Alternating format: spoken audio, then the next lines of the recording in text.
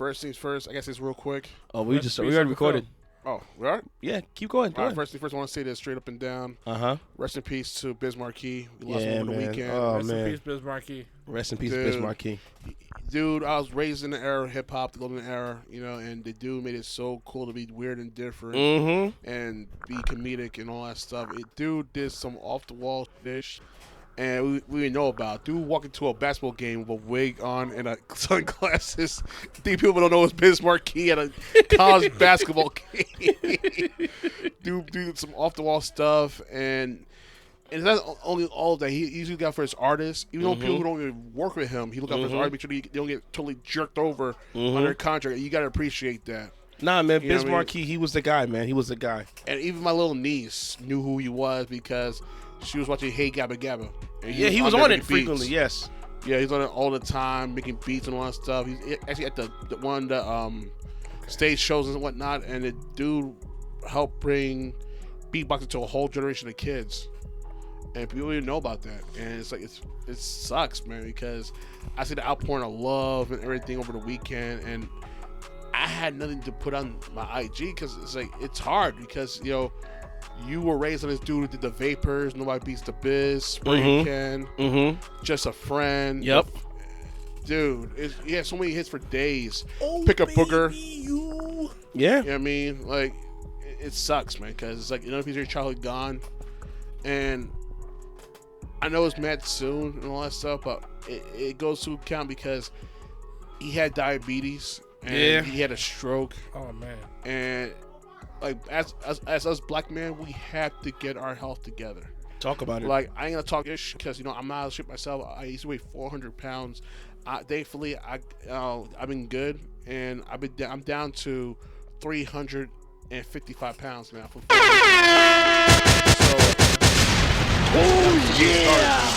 I'm taking down to 250, maybe 230. Because honestly, I'm trying to live. Yeah, man. Like, we lost so many people. Heavy D. Prince Marky B just passed away from the Fat Boys 6 months ago. MF Doom passed away a few months ago. These are all health related. Passed away before they made an announcement. I assume. Yeah. So I think in October, I think, right? Because they made an announcement at the end of the year. Yeah, but he passed it in October. He probably passed away way before that. I don't know. We don't know. Only his family knows, but we don't know. And that could be a contributor to other things because his son died before he died. Wow. In the same year. MF Doom, yeah. And that's really effed up. Like he had that was rough to say the least. But like I said, for us as black men, we lost a lot of people like Heavy D, Sean Price, and we lost a lot of dudes because the lifestyle we live is like drinking, smoking, not getting enough sleep, this, that, and the third. It adds up, and you see dudes like Styles P, dude owns 5 juice bars in Yonkers, and trying to open a pharmacy. And dude is like is a straight up vegan. Like, straight up vegan, plant life, that's it. Super all of them dudes are. If you notice that. Jadakiss, it's like, you see he's skinny now, man. Yeah. Method Man is a freaking beast at 50 years old. Yeah. Redman, same thing. Ghostface Killer, he's changed his life. You see them all, the Wu-Tang? They're getting their stuff together. Yeah. These dudes at 50 look like they're in their 20s. They look better than guys half their age. That's a fact. Even look at Jim Jones. Look at Chief Keef. Yeah. Look at his 20. Look like he's went through a whole lot of life. Dude looks rough for his age. He's younger than me. I'm 38 years old. Dude was like, what, 24, 25? Chief Keef gotta be hitting late 20s, not early 30s. Yeah, I think he dude gotta be towards the late rough. Like, I don't know. I'm not gonna talk about Chicago lifestyle, all that stuff, but dude looks rough. Probably spent, maybe all this, like, maybe there's things deeper than rap and music that he's really dealing with. Well, it's that, but it's a lifestyle. All that partying, drugs, all that drinking, all the mollies that they've been taking, all the lean they've been drinking. Who knows what they've been doing to their bodies? And the fact that you're still alive is a miracle in itself. Well, your body's very resistant. So, the bodies are super resistant, so to a degree, his tolerance is way above the normal man. Yeah, but at the end of the day, guys, like, once again, rest in peace to Biz Markie, but we have to take account for our health, and we have to do better. Okay, listen, I barely drink, I don't smoke, I don't do drugs. I'm pretty much straight edge life, and man, people think it's corny, but you know what it is? I'll be corny at 80 years old if I'm lucky to see that. God blesses me, but at the same time, guys, stay active, drink a lot of water. You know what I mean? Go in the sun, walk around, do stuff to keep you moving. Because I think at the end of the day, if you stay moving, you stay living. Factory. You know what I mean? If you stop moving, you'll start dying.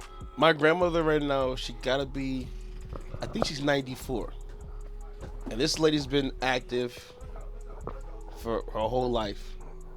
And it's just like, I can never tell her to slow down, because then it might kill her. So I'm like, go ahead, go to the store, run around, get your groceries, do your can donations. Yeah. You know, roam the streets. You know what I'm saying?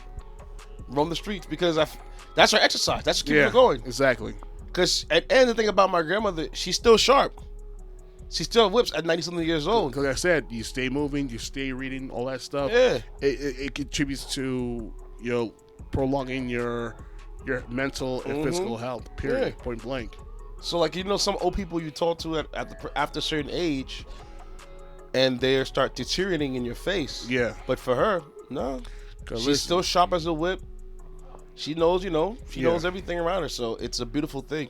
Because I can tell you right now from experience, man, my grandfather, God rest his soul, on my mom's side, he had freaking Alzheimer's, and it was rough to see him go through Alzheimer's, because it's like, you love him, you want to talk to him, and then you have a conversation, and then he'll know who you are. And it's rough, man. Like, I don't want to go out like that, but now it's like, I have to take the steps to make sure it doesn't happen. As I'm reading a book at least once a week. Like once a week, like one book a week, I mean. Yeah. Because I have to keep my mind active. What book are you up to right now? Right now, I'm reading the New Jim Crow again. Oh. And I'm reading the Donald. I haven't cracked that open yet. I'm going to. I'm reading the David Goggins book, You Can't Kill Me. I actually have that over here, too. So I'm reading that. And right now, I got the Mary Trump book, Too Much and Never Enough, about Donald Trump. So where's my David? I have 3 books right now. I'm reading right now. Right there you go. Right there. I see it. Yeah. Are you reading do you see it from me, or you just went out and got it and saw it? I just got it. Plain simple. Before I even get to do the podcast with you guys. Okay. I bought it, but I never got time to read it. But now, now because things change around my job, I can actually get to sit down and read. Oh, awesome. And now I can put my headphones on and listen to music and read, and that's it. I'm good to go. It's funny when I read at the club before I start my set, and they're like, "What are you reading?" And I show them like, "You read?" Yeah, I read a little something. Right now, I'm still trying to finish up Rich Dad Poor Dad, and once I get through that, I had that book, but until I heard what happened with Robert Kiyosaki on some real flagrant, I don't fuck with Robert Kiyosaki you know anymore. What? Some of his viewpoints are kind of like very selfish, like. No, it's ain't that. But the things that he says, so I can see why you would feel like that. Yeah. With him, but yeah. No, you're on the right track. Reading every day, and et cetera, et cetera. So, well, that was my man said. He said, man, we went right into it. We didn't even take any time. The intro monologue. You know what I'm saying? There's no need. This is your host of the most DJ Intense here. I'm in the building. To the left of me, I have a man said. He said, "What's up, brother?" What it is, what it do, what it be, people. What's going on? And to the direct left, I have a man. I am Walt, man. What's going on, Walt? What it do, people? What it do? So, yeah, man. Just RP to Biz Markie, man. It was just a sad thing. It was rough. Because, it's funny because, like, he's been rumored, people were rumoring online that he passed away, for weeks now. Like, come on, man. And that was corny in itself, man. It very was so, yes.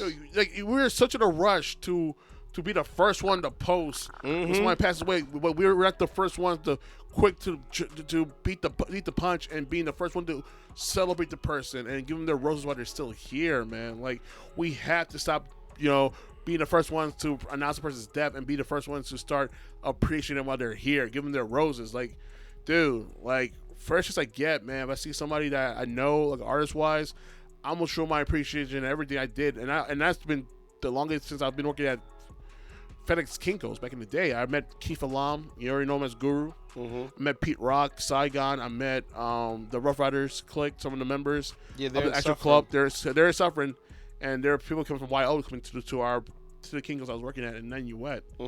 And I met a lot of people. I met Sheik Luge, and I got a funny story for y'all, man. Go ahead, later on. Later on? We want to talk about the whole Dipset versus Lock situation. Oh, and who you got for winning. Baby, dude, I'm trying to get in the building. Baby, I know y'all go to that whiskey concert, but guys, baby, I'm sorry. I had to be in the building for this concert, man. Oh, you bought the tickets? I'm trying to right now. I'm in the works to get it right now. Or did you get the pre-sale, or you got it? Or you get that at all? Dude, I'm waiting right now for the email. Oh, okay. So I'm trying to get in right now. I'm trying, man, because, dude, I got the shirt. I got the sneakers. I'm ready to go in. Yeah, I'm listen, Locks. I love y'all, but yo, I know you try to push this healthy lifestyle and stuff, and I'm trying, man. I'm trying to lose weight, but y'all ain't got no 4XL, man. Come on, y'all killing me right now, B. Oh. I ain't trying to cause no fish, cause I know I'm gonna get a hate mail, and I'm gonna get a lot of fish from the viewers and the listeners. But yo, and that's why I got the Dipset shirt when I go to that show on the 2nd, man. You repping Harlem?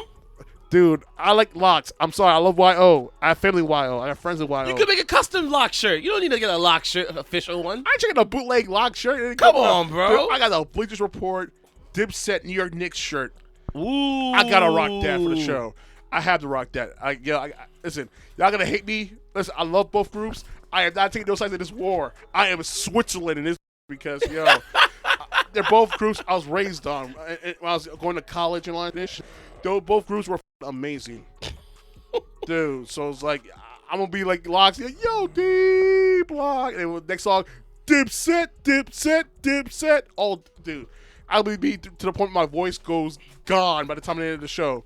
I'll have no voice left. I might not go to work that night. I might have to stay home and stream that whole thing. Dude, dude, I have to watch it. I'm trying to get in the building for that one, man. But if I don't make it, we're doing a show during like a stream during the show of the Verzuz. We gotta do that. You gonna do it? Yeah, I'm down for that. If I don't make it to the show, I'm gonna be here with you guys, and I will be rocking that Dipset shirt. Hey, Walt, man, who's gonna win between Dipset and the Locks?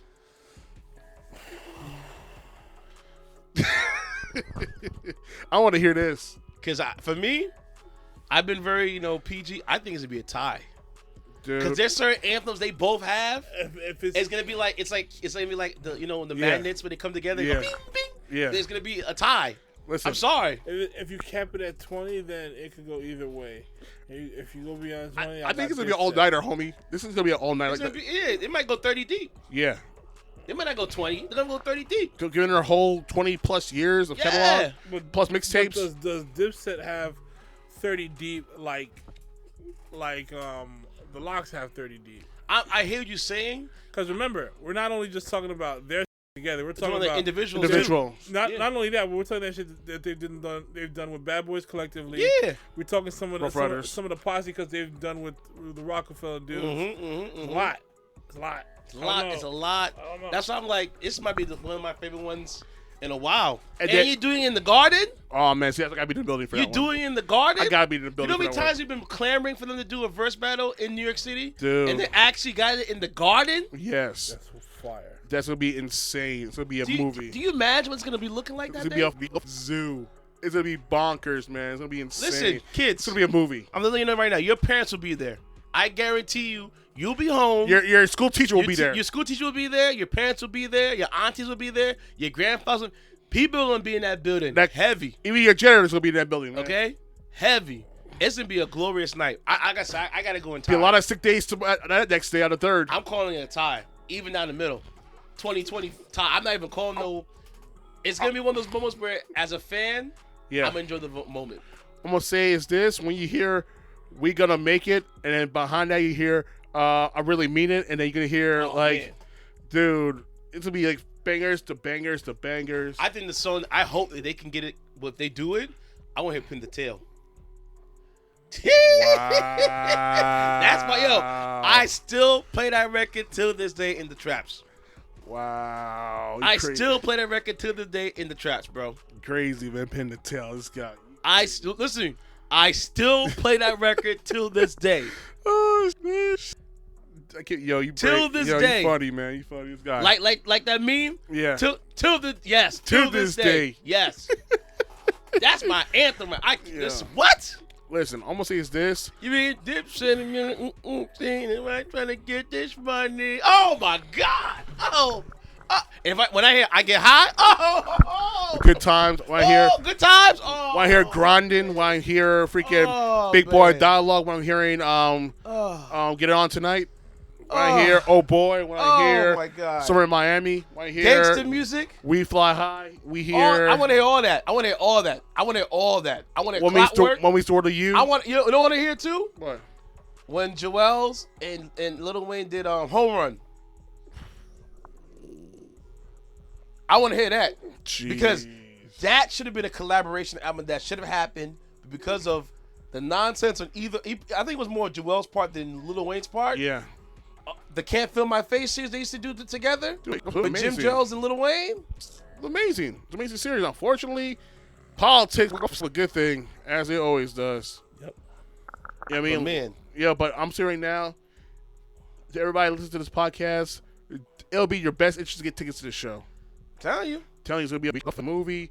It's gonna be a lot, dude. It's gonna be like on some NBA All-Star type of shit. It's MSG ish. I think they're even doing a boxing match prior to the show. I'm looking for tickets, and I see Verzuz series boxing, and I see it on the MSG website. I gotta double check that. But I got all linked. But I thought wasn't this pre-sale was Friday, right? No, it was pre-sale was at noon. I didn't get in.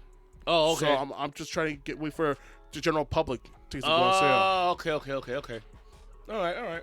But I'm gonna get in. If I have to pay money for it, I'm gonna get in that building. I gotta be in that building, man. All right, dude. It's two of my favorite groups growing up, dude. It's like, it's like Earth, Wind, and Fire, and the Isley Brothers. You see how Steve Harvey geeked the fuck out? Yep. That's gonna be me. I wonder who's hosting it, dude. Oh, there's no host. I'm not sure who's the host, but if it's gonna be a host, damn. I'll like to see somebody. I want to see Cat Williams be the host. No. But then he'll be partial because he's Dipset. No. It got to be someone like Rosenberg, Cypher Sounds.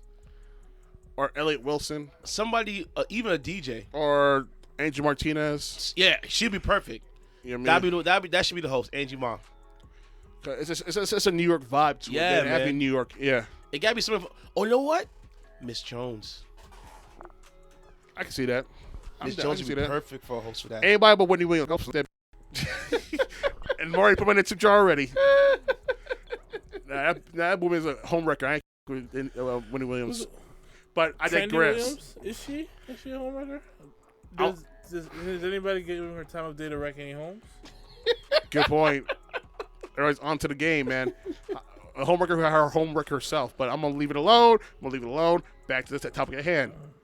Listen, I'm taking no sides. Granted, I'm wearing a shirt, but sorry, Dipset. I stuttered. Sorry. That's a fine. Slip. That's a slip. Fine from you, huh? Sleeping Beauty? Yeah. Fine. Oh, thanks. I'll take that as a compliment. I am Sleeping Beauty. Thank you. All right, Sleeping Ugly. There you go. I'll rephrase that out. Sleeping Ugly. There you go. Nah. Don't play yourself, man. Nah. You said it, not me. I didn't say nothing. I was chilling. I was out here chilling. Don't put there a full on stereo, man. I'll embarrass you. I'll do it. He said he'll make you the cover art. Okay. Yeah, I still got that. Don't do it. I'll do it. I'll pull the trigger. He says C4's too weak. They gotta go back to the manufacturer. Yo, oh my God! What you need to do is get some caffeine pills to wake your ass up. That's what you need to do. You gotta do what you gotta do, but karma comes full circle, though. Word? Yeah. I'm just saying, man. That's how life goes. What you got on me? You got on me? He says we'll fly high. Ballin'. What you got on me, man? Come on, man. Listen, man. It's what I would like to hear? Summer in Miami with Jim Jones. Oh, that'll be dope. Yo, do you realize how far they can go? On both sides? Yeah, because they both came out around the same time. Well, no. The Locks was first. No. Okay, what I'm saying Locks is was first, and Cameron was around that time them. What I'm saying is that, yes, the Locks was first. Yeah. But they have enough catalog to take it. Well, actually, go back to the 90s. Yeah. Yes. I don't think they can take it back. Cameron can go back to the 90s but too. They can take it back. Cameron can. Yes. Sex Entertainment and another one. Yeah, but really, Dipset had their era in '99 and up. Yeah. And boy, I'll never forget the day. Would you say 99 up? I feel like more 02, Hey Mom, 03. it was 2001, 2000. 2001. Yeah. Okay. So 99 up was when you started hearing about them. Oh boy. Oh, okay, yeah. What I'm saying. But I remember the first time I heard Dipset Anthem. No, not that one. Styles P, I Get High. Good times. Because 2000. Shout out to my brother Beats and Eats, his podcast. Ant used to live down the street, Yeah. and that song came out, and he had a house party. And back then, if you were somebody, you had an Acura Legend, Yep. you had an Integra, The drug dealer special, man. or you had a Honda Accord with the 17-inch rims plus. Yep. With the craziest system in your V, right? And I'm walking out, and we walking the house party, right? So I'm on the street. All I hear is, I get high, and I'm like, what song is this, right? And then I'm hearing it out of one car, and then I hear another car, right? And now you hear is, boom, boom.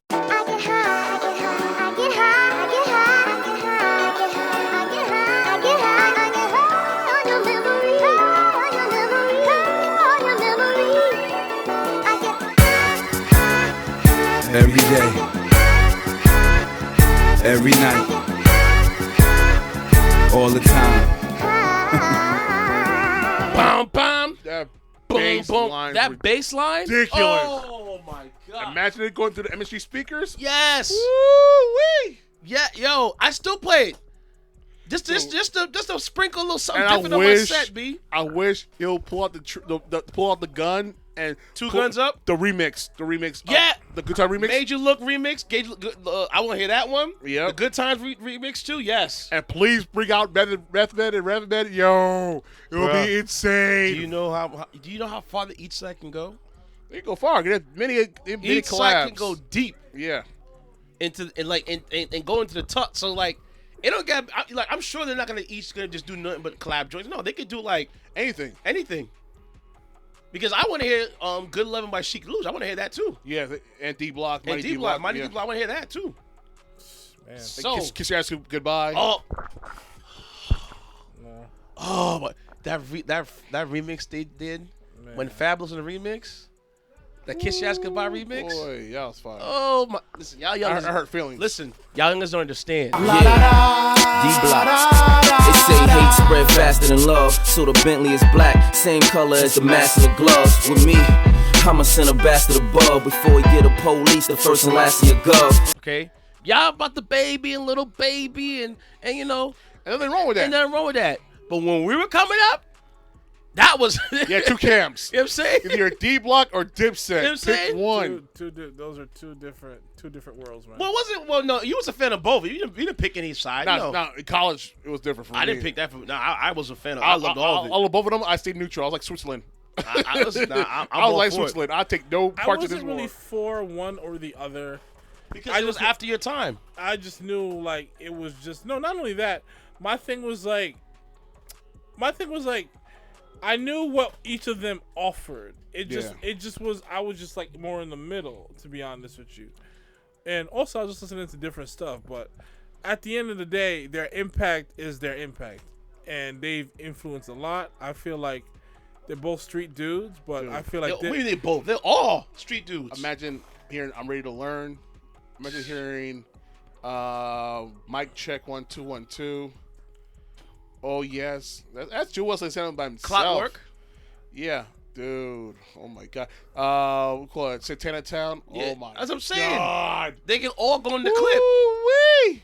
They can both, and even Jimmy got some. They all have some joints. Yes. listen, if Jim Jones plays If I hear Shake with Cameron and J.R. Ryder, that gonna be a dub too. Blow Your Smoke. Blow Your Smoke, yeah. Love that song.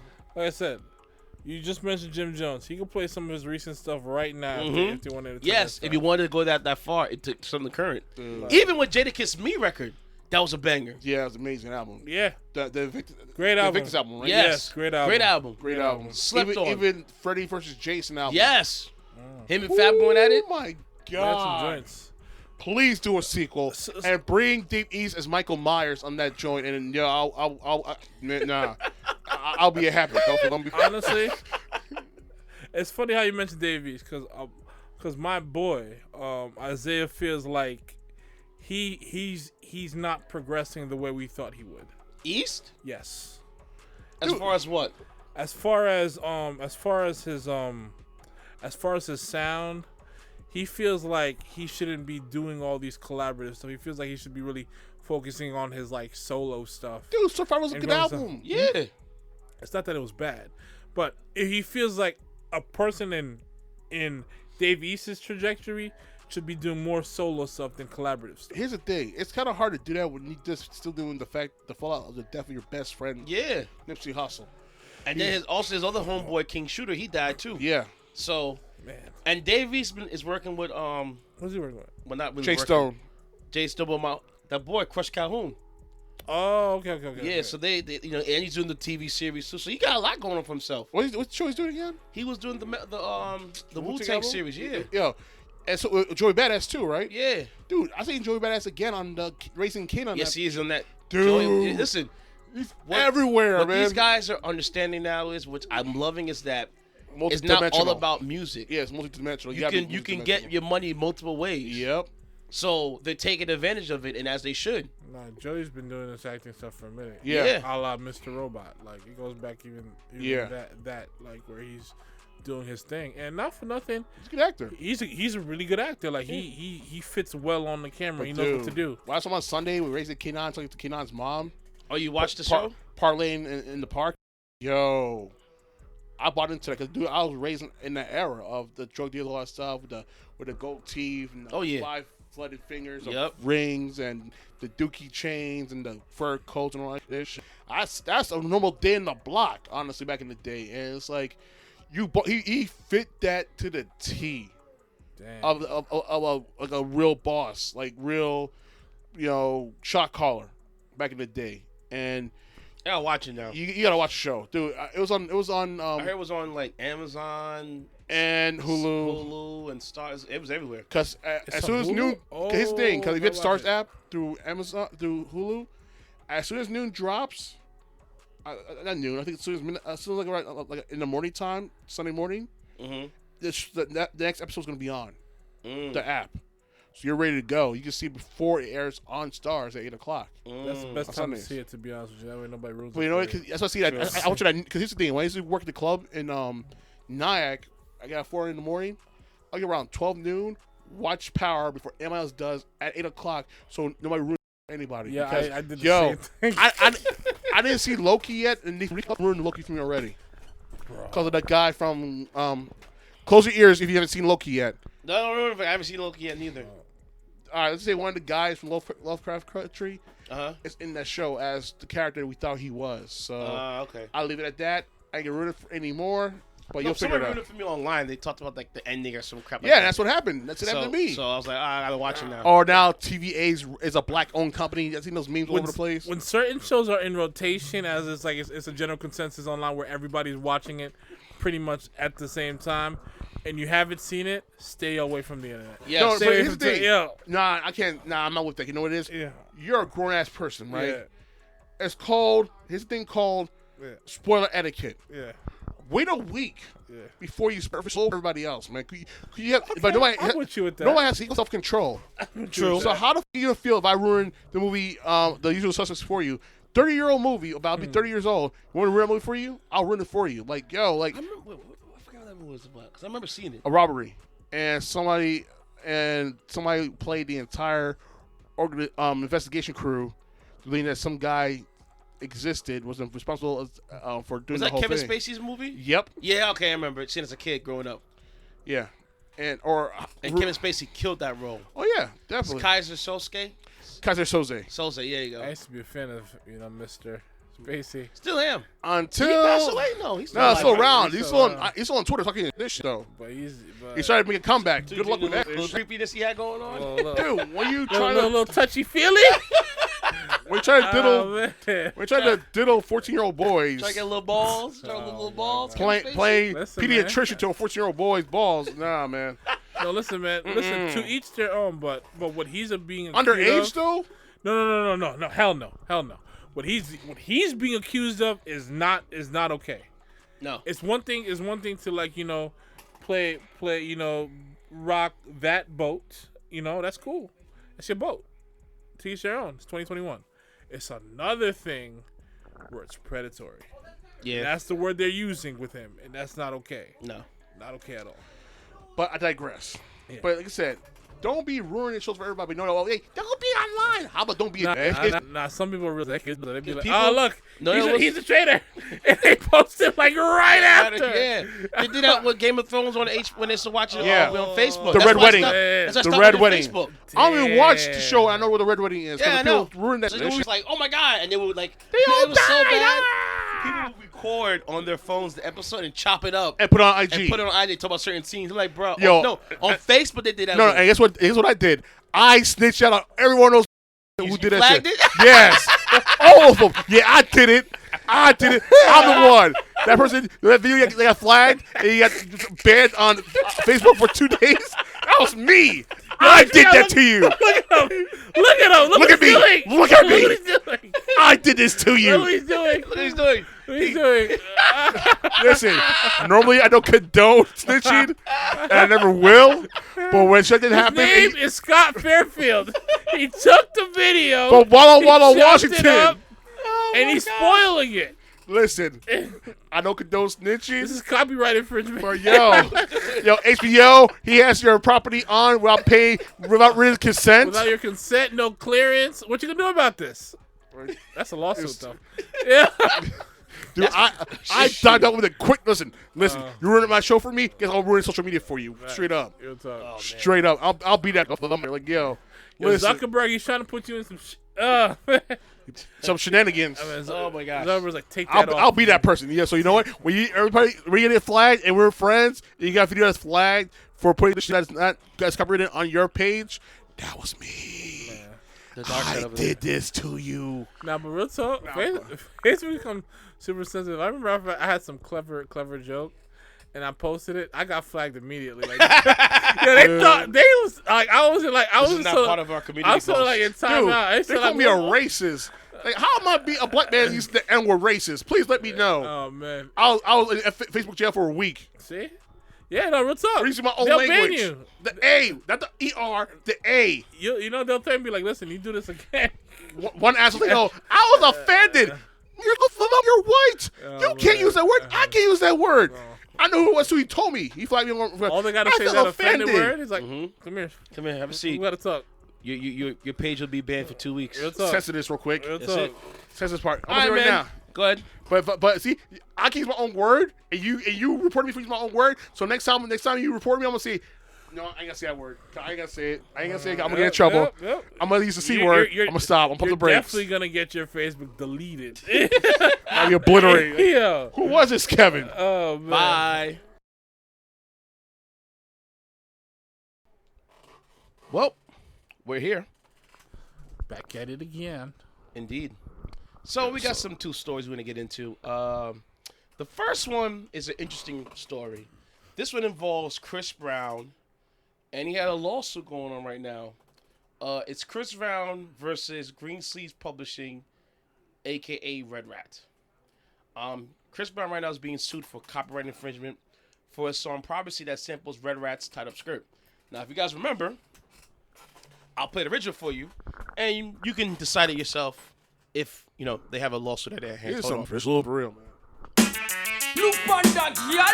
Me nah do no intro, cause I saw she a go on. Sure. Yo, hey you girl in the tight up skirt, you make me head swell till me blood vessel burst. Hey you girl in the tight up shorts, you speed up 10 more beats to me heart. Hey you girl in the tight up blouse, every time you pass me you get me aroused. Okay, now that's that part, right? Here's the part of Chris Brown. Your legs in the air, you know your pennies never getting in the way. You know I kinda like it when you make me work for it. Hey, you got without a tied up skirt. Get that in the bed, I'ma lock the door. Shake that like boom chakalaka, boom chakalaka. We don't need nobody watching us. Now, that little part right there is what they're currently suing Chris Brown's company for. In the lawsuit, being sued is Chris Brown and Sony Music are being the characters at hand. Red Rat is actually not named in the lawsuit. It's basically Green Sleeves Publishing. So it's part of the people who own the song writing credits for it. Oh yeah. And the masters for it. Oh yeah. It said Green Sleeves said Brown took the core of Red Rat's track and used it without their permission. Green Sleeves is publishing and suing Brown for damages for excess of $1.5 million plus. Get the fuck out of here, man.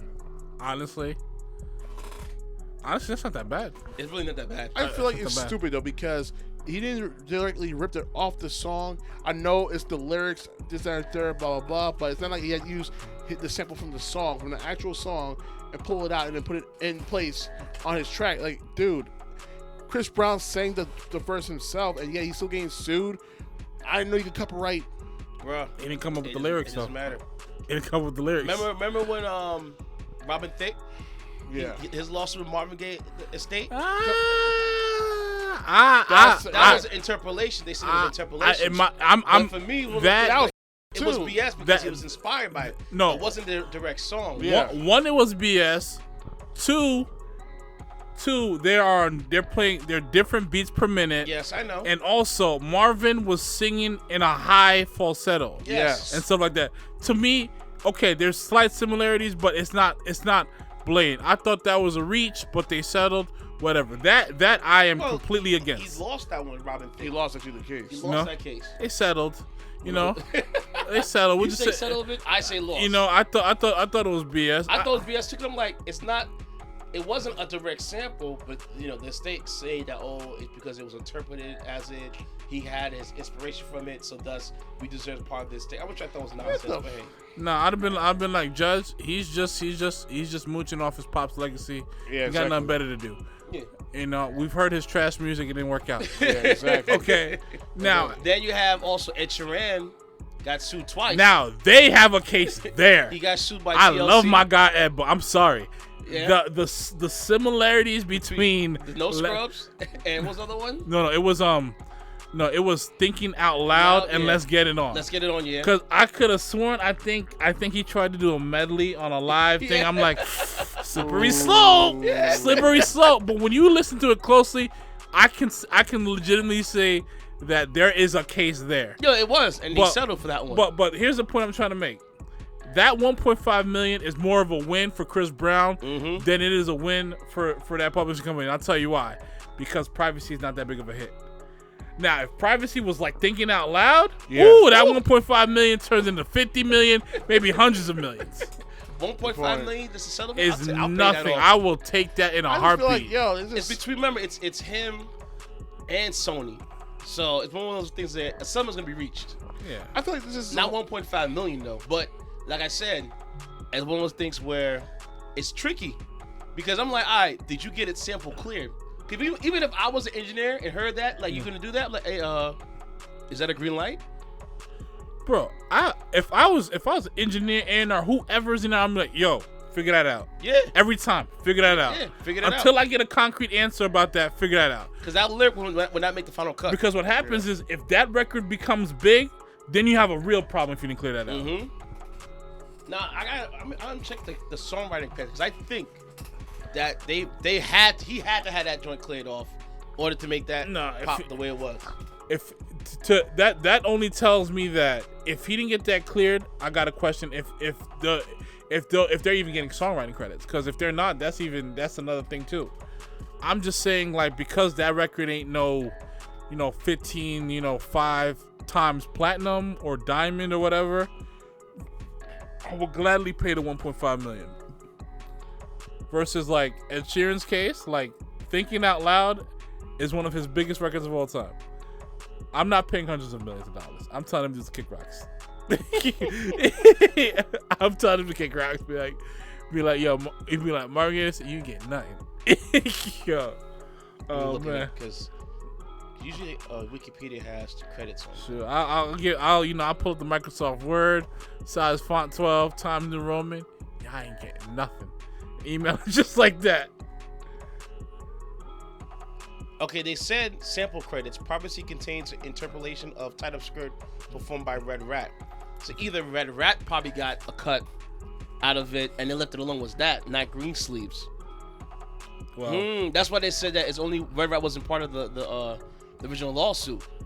Okay. So it could be just Green Sleeves, like, oh, how come we didn't get a cut because it's our publishing? I think that's failure to do the homework on Chris Brown's team, because my thing is, yeah, you could speak to the artist, but does the artist have the rights to the song? That's another thing too, yeah. You know, if you don't have the rights to the song, no disrespect to the artist, you're speaking to the wrong person. Yeah.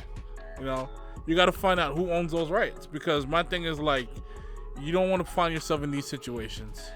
Yeah, no, because you're right. Because I'm like, it's something it's one of those things where, something doesn't feel right. Listen, man. So I'm like, where there's smoke, there's fire, man. Oh, yeah. But we'll see. I wanted to keep a close eye on that story. If it's just 1.5, pay it and move forward. Yo. That's it. Because if you let this thing drag, if you are indifferent, it's only going to get worse. Well, another thing too, it could be on the label.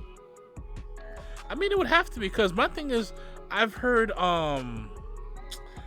like artists have, I know everybody artists do it, but I think it was when it comes to 40 and all the projects him and Drake put out, I've heard they have musicologists to like review the songs to make sure there ain't similarities with songs from the past and stuff like that. Oh yeah, which is smart. I think more artists should do that. Oh yeah, no. But when it comes to sampling, your paperwork got to be right, man. Oh yeah. You don't want to play with that, because my thing is like, that one thing could lead to other things, could lead to them getting money for stuff that they had no part of, and it's just like, nah, man. This is why I want to get books and study this stuff, because like, if you don't know the ins and outs and legalities of this stuff, man, you can find yourself situations. It's funny that you talk about that, because my boys and them, they just helped an artist do an album, and the things they had to get cleared before the album dropped. Mm-hmm. Oh my gosh. Yeah. So sometimes the album can be done like months in advance. Yeah. Where you have the video shot, everything is done, but you got to make sure your paperwork is correct. Yeah. It's real. Because if your paperwork ain't right, they're not gonna put the album out. That's because the label doesn't want to get sued by anybody. Exactly. Around the time when Take Care was coming out, it took so long because certain samples couldn't get cleared. Like Dreams Money Can Buy. Mm-hmm. I think he was trying to clear that. He just couldn't get it cleared. That would have been a hell of an intro though. Yeah. That album. Ooh. Man. Drake. Oh yeah. That would have been the perfect intro to take. Don't get me wrong. Over My Dead Bodies, fire. Oh yeah. All time great. Yeah. But there's certain intros, if he leads the album with, it's a different conversation. Like Thank Me Later.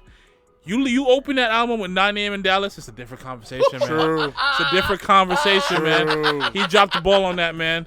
Listen. I love his intros to his albums, but that should never have. You should have never dropped the ball on that one, though. 9 AM in Dallas. I remember he used to do those times. It was like, I don't know. I called it time zone freestyles. Anywhere he was at. And he did like a 9 AM in Dallas, 6 PM in Calabasas. Listen, man. All those times. We spoke about that before. I still love them all. But Dreams Only Come By for Take Care, 9 AM in Dallas for Thank Me Later. It's a different conversation, man. Yeah. You can't, like, intros in hip hop are important. Like, very much. Like, to me, one of the greatest ones, because it's much more current, but that Meek Mill Dreamy Nightmare intro. Yeah, that was fire. You know what's funny about that project? Around the time he was putting it out, and this was like, when Meek was like really coming up and people were anticipating his like mainstream, like, studio album debut and stuff like that. A lot of the great records he had where he put on a mixtape, like the Big Sean record, or the A1 Everything with Kendrick. I'm like, yo, why are you not putting it on the? It was annoying me. I'm just like, yo, these records belong on your album. Granted, the album still did well. I just think he could have done better had he kept those records there. Like, like you have a record like Burn with Big Sean. No, man, you can't put that on the mixtape, bro. Got to go on the album. Like I said, sometimes it's about clients. Now, it's funny that you talk about music business. You said earlier we was on a break about Birdman and Wendy Day. Yes. Can you care to explain to the listeners that part of the story? Okay, so Wendy Day is explain who she is, by the way. She's this very important figure in hip hop who's helped plenty of artists secure major deals. One of her clients at the time was Cash Money with Birdman and his brother Slim, and those artists and at that time, she helped them secure a major deal with Universal. I think one of the terms was they get to keep like pretty much majority of the music, the masters and stuff like that. It was at that time it was a $20 million deal, and $20 million at that time was a lot. A huge deal. It's a big deal, and she was and like most people like that secure these type of deals get a fee, and her fee was $150,000, and they was trying to stiff her on that, and pretty much Who's they? Birdman, Cash Money, and company, and pretty much what she said was that the only way she was gonna see the money is if she sued Birdman. Birdman said, like, listen, if you sue me, I'll pay you. So that makes no sense. He's just paid and called it a day. He was trying. Again, I think he's one of those guys where he's just trying to see what he could possibly get away with. Pretty much. Because when you look at their history, if it goes that far back, and we've been talking about this in recent time. Yep. Producers, Don't artists, and stuff like that. Think about it.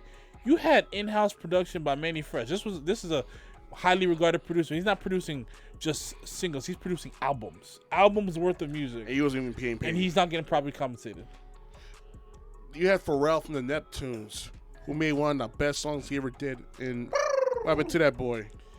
The one and only track produced by the Neptunes for Birdman or any artist on Cash Money Records. Name another artist I was given a Neptune beat in the era of in Cash Money history.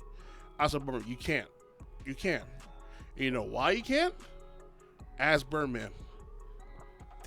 Honestly, that's a terrible track record to have as a label. I don't care how successful they've been and stuff like that. My thing is when other people have that consistent thing about you from the beginning to now, it doesn't look good At all. No. It doesn't look good. And the fact that you're still in business is a miracle in itself. No, that's big facts. The fact wasn't for the fact that Drake, Nicki, and Wayne were still on that label. Who do you have left? Limp Bizkit? No, they were so. Cash Money was solid at one point. No, but they all left though. I know. But Juvenile left. They all was solid. Manny Fresh Manny left. Fresh left. BG Remember left. he had Paris Hilton on the label, right? They signed Cash Money, right? This was like Yeah, way. Paris Hilton, This they was like had- way after, but what he's talking about is like the beginning of Cash Money. Those big. With BG and Turk and them guys. Yeah, that's a different era. When those guys Big left, Thomas. Wayne was still there. Wayne know, was Wayne still was a little baby was though. holding the Yeah. flag down. And even in that situation, you look at it like, nah, you can't do that to Wayne. T Wayne and Baby. You can't do that to Wayne. That looked crazy. You know how crazy that looks? Dude, the man who saved your label. Real talk. Come over. That's crazy, man. I ain't gonna lie to you. That's funny, man. And the fact that he's still on your label is like, dude, why? Yeah. He's loyal. Loyalty is the shame when you be over. I hear you, but I'm the same way. I'm loyal to a fault. I Yeah. mean, loyal to you, but once you burn me, Listen, that's it. I hear what you're saying, but that's them. I blame the drugs on that one, but I'll leave it all alone. We'll leave it Nah. Well, the thing is that relationship runs deep because remember Yeah. he's known Wayne since he was like 9 or 10 years yeah. old. He So adopted, didn't he adopt Wayne, right? That's his son. pretty much. So that's I saw you kiss on the lip though. Listen, listen, man. the Europeans, they do that. That's their business. That's where the gray area falls in on. It's just like, yeah, I've known this dude is pretty much my son. Like I raised him, I brought him into the music game. He's been with me for this long, but at the same time, he's a man as well. He's done right by you. They've brought a lot of business there. You made a lot of money together. Pay him what you owe him. Pretty all. much. That's all. That's a fair. Nothing less, nothing more. This guy has a catalog of if Birdman never does any business again, he'd still be good. True. Yep. That's how real that catalog is, bro. That's crazy to me. And you out here not being stand up with people, trying to make sure everybody's account. If I was running a label and I'm getting production from different people and different sources and stuff like that, I gotta make sure they are right. Because at the end of the day, your name is in this industry, and to draw more business and build relationships, you got to be a stand-up guy. Talk about it. Because if my words is like, oh, if you want your money, sue me, I don't want to be dealing with you anymore. Exactly. I'm in an era where there's way too many artists I could deal with, whether they're coming up, whether they're established. I'm just like, I gotta deal with this. You ever again? Period. Yeah, I ain't gotta deal with this. You know, I could go on an ill run. One of the artists could call me up, and be like, nah, I don't mess with what you got over there. to call me when you a free agent or you somewhere else. Call me when you get lost. Facts. I'd be like, yo, as long as you rocking with that camp, listen, nothing but love for you. I wish you all the best, but you ain't getting no type of heat from me as long as you over there. So did she end up winning that lawsuit, right? Yeah, she did get paid and stuff like that. For the most part, she offers a lot of great advice. I think she has a YouTube page. She also has a book I'm gonna get. So, you know, and you know that's just one of many high profile, you know, things she's done. She secured a deal with for David Banner where he was able to put out his music independently, but couldn't do it on another like major, but still like, you know, one of the terms is if he ever left, you know, like, you know, the mainstream and stuff like that, he could put his music out independently. He just couldn't put it, I guess, on another major label, which is still a win, because I guess she got the idea from 3 6 Mafia where they were just putting out a lot of records on the side, like street records, and just selling it, but it wasn't like, you know, I think it wasn't legitimized. Is when Juicy J. Yeah, Juicy J spoke about that. Yeah, they was putting out mad heat, but it wasn't like, you know, it wasn't approved. And she said if they ever, she knew about it, but she said if they ever got, if she's like, if the major labels got wind of that, they'd be effed. So when she saw it, she's like, okay, let me do this with David Banner, but this time I'm gonna get permission to do it. So she was big in that. I also heard that she's one of the people that brought Eminem to Dr. Dre. So it was just like, oh wow, she's doing her track record is pretty serious. Okay. Oh yeah. Seti Sen. Yo. You had a story for us. What's up? Want to talk about the whole situation with Styles P? Yes. Let's break this down. Let's unpack all that right there. You know what I mean? Because a certain blogger, I won't go into because he's a freaking goofball. See, I didn't curse. You can say his name. I mean, I just don't mess with the dude because he's a fucking lame. I cursed now, unfortunately. His name is Hassan Campbell, man. Uh-oh. He might come after us now. Oh, I'm afraid. Mr. I flex on the camera, but he doesn't shoot on the street. Get that here. Uh-oh. Poppy might come after us, B. Oh, man. Let him come. I'm not being sarcastic, being for real. Let him come. I got something for that ass. We just say everybody's has had a critique of him. Like, you know, it's real. Dude, exactly. We ain't the only one. Yeah, no, we're definitely not. Ask Queen Flip. He'll tell you. Oh boy. That's true. No, it's Queen Flip. It's other people too. It's other bloggers. He actually went out through with Kwame Brown at one point. Yep. That's news to me. That's recent stuff I saw. They had a discussion because Kwame was like, "How are you calling out my name? You don't know who I am." And it was very unique. The comment. It's actually a video on YouTube. I was gonna watch. I said I don't want to watch it because I like Hassan Campbell. I don't. But then somebody thinks it's one of those things where like you can like somebody, but there's certain things they say you might be like, ooh, I wish you didn't say that. Yeah, dude, because that's true. In the beginning he was, you're right. He was all right and all that stuff, but now he's caught into the same trappings that everybody else who blogs on Instagram or Twitter or TikTok. He wants the views. He wants the. For sure. He said TikTok. I don't use TikTok. I don't use that shit. What's a Vine? I don't use that bitch, man. Come on, man. I mean, I have TikTok. Snapchat. I don't use it. I don't use Snapchat or TikTok. I don't. Well, you're older generation, so that doesn't concern you like that. No, because what it is, here's the thing with TikTok. They been censor a lot of black, videos. Yes. And yet you can't be pro-black on TikTok, but you can be pro-white and be white supremacist on TikTok. So why are we supporting a platform that pretty much ban our dish and don't let us do what we want to do, but allow white supremacists put out songs called from Russia called and are you serious? Really? Fair enough. Get the fuck out of here. Fair enough. Okay. Listen. Fair game. Yep. Listen, Isaac Hayes III, shout out to him, made an app with a few people in a collective. He made an app called the Fanbase app, in which is like the same setup, social media setup like IG or Facebook or Instagram. I say IG, Instagram, Facebook, and TikTok, but you get compensated better. Really? Okay. You own your dish, not the other way around. I don't know Facebook ownership of your thing or IG ownership of your thing. You own your stuff. You make money on your platform. I'm gonna check this out. Fanbase. Yes, and it's worth checking out. Started by a group of black people. Oh, nice. Worth checking out. listen, Isaac Hayes doesn't steer people wrong when it comes to certain things.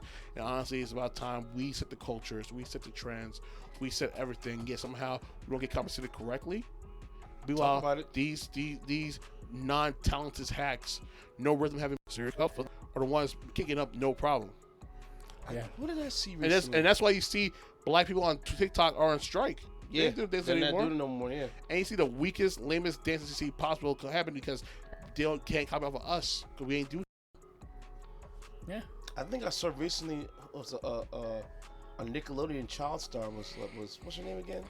Oh, that girl Most from the Nasty Classified guy. That Yeah, she was like I deleted my profile because she was making fun of the black community TikTok the dances. dance. Yeah. You know what's funny? And she was crying on social media. Her tears, man. Because here's the thing. You're making fun of those guys. There you go. He woke up now. But yet somehow, some way, you congratulate a girl, a white girl at that, for doing the exact same dance. Get the out of here, that Most, man. I used to like Nancy Classified Guide, Ned, Most, and even Cookie Salad ass, man. I used to like Ned. He's going off. Here's the thing, Ned pretty much said it in a backward way, saying, you know what, she did nothing wrong. And Cookie's ass agree with Ned. Like, wait, hold up. You don't see the fact that she denigrated these people for doing a dance. Are you okay? Are you feeling fine? Are you okay? She was like saying some slick, snarky to these people for making a dance that you're gonna do more than likely when the cameras are off. Like, yo, I love white people when they do this, man. Like, not all white people. Y'all listen to us. Y'all with us. Y'all cool. I'm talking about white people who try to play us for chumps. Like, yo, we created this. We created rock and roll. You stole it from us.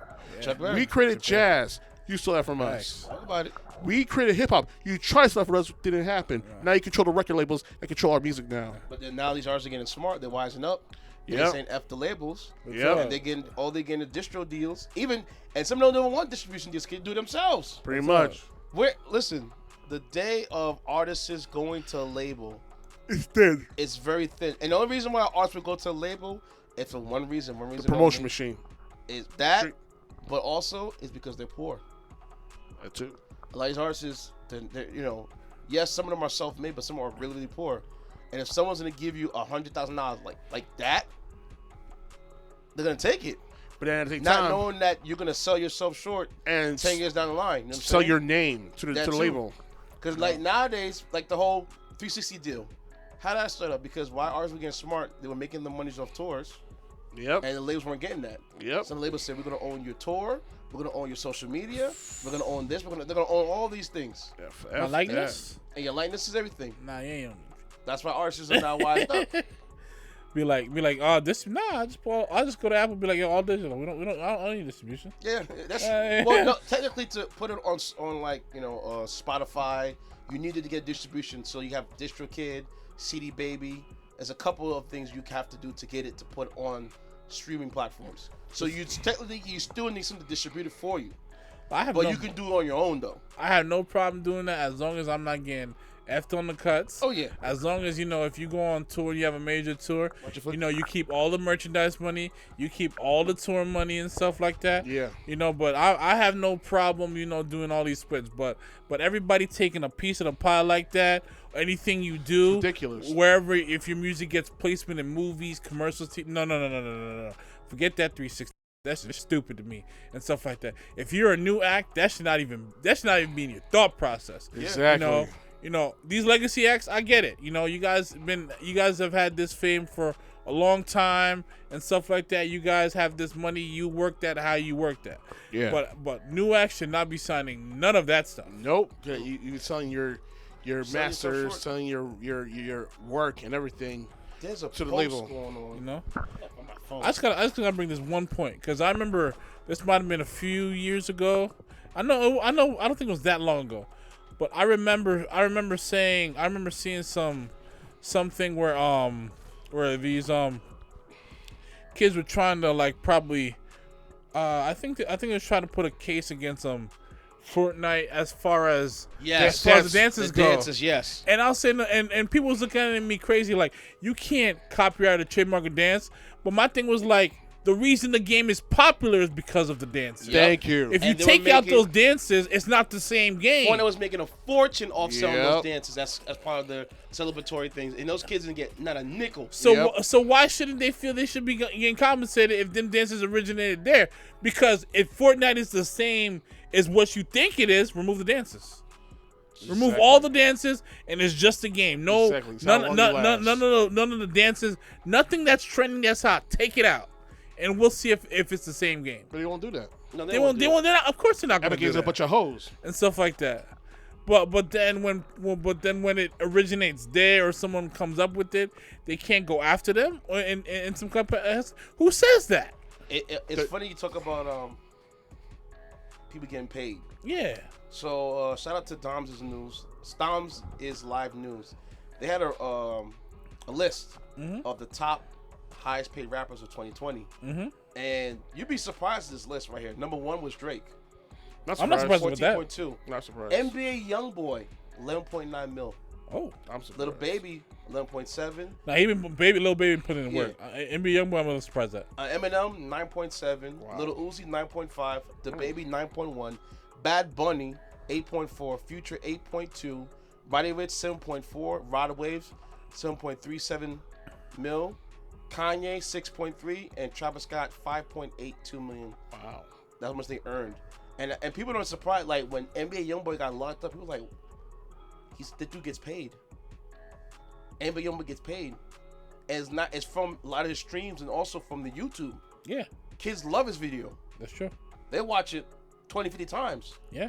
Each time someone's watching it, you get endorsement out of that, you're getting paid. Now, there's one thing I know about YouTube and if you've established yourself and stuff like that, you're gonna get paid, regardless. You're gonna get paid. Now, my thing is, I don't know if that money's coming directly to him.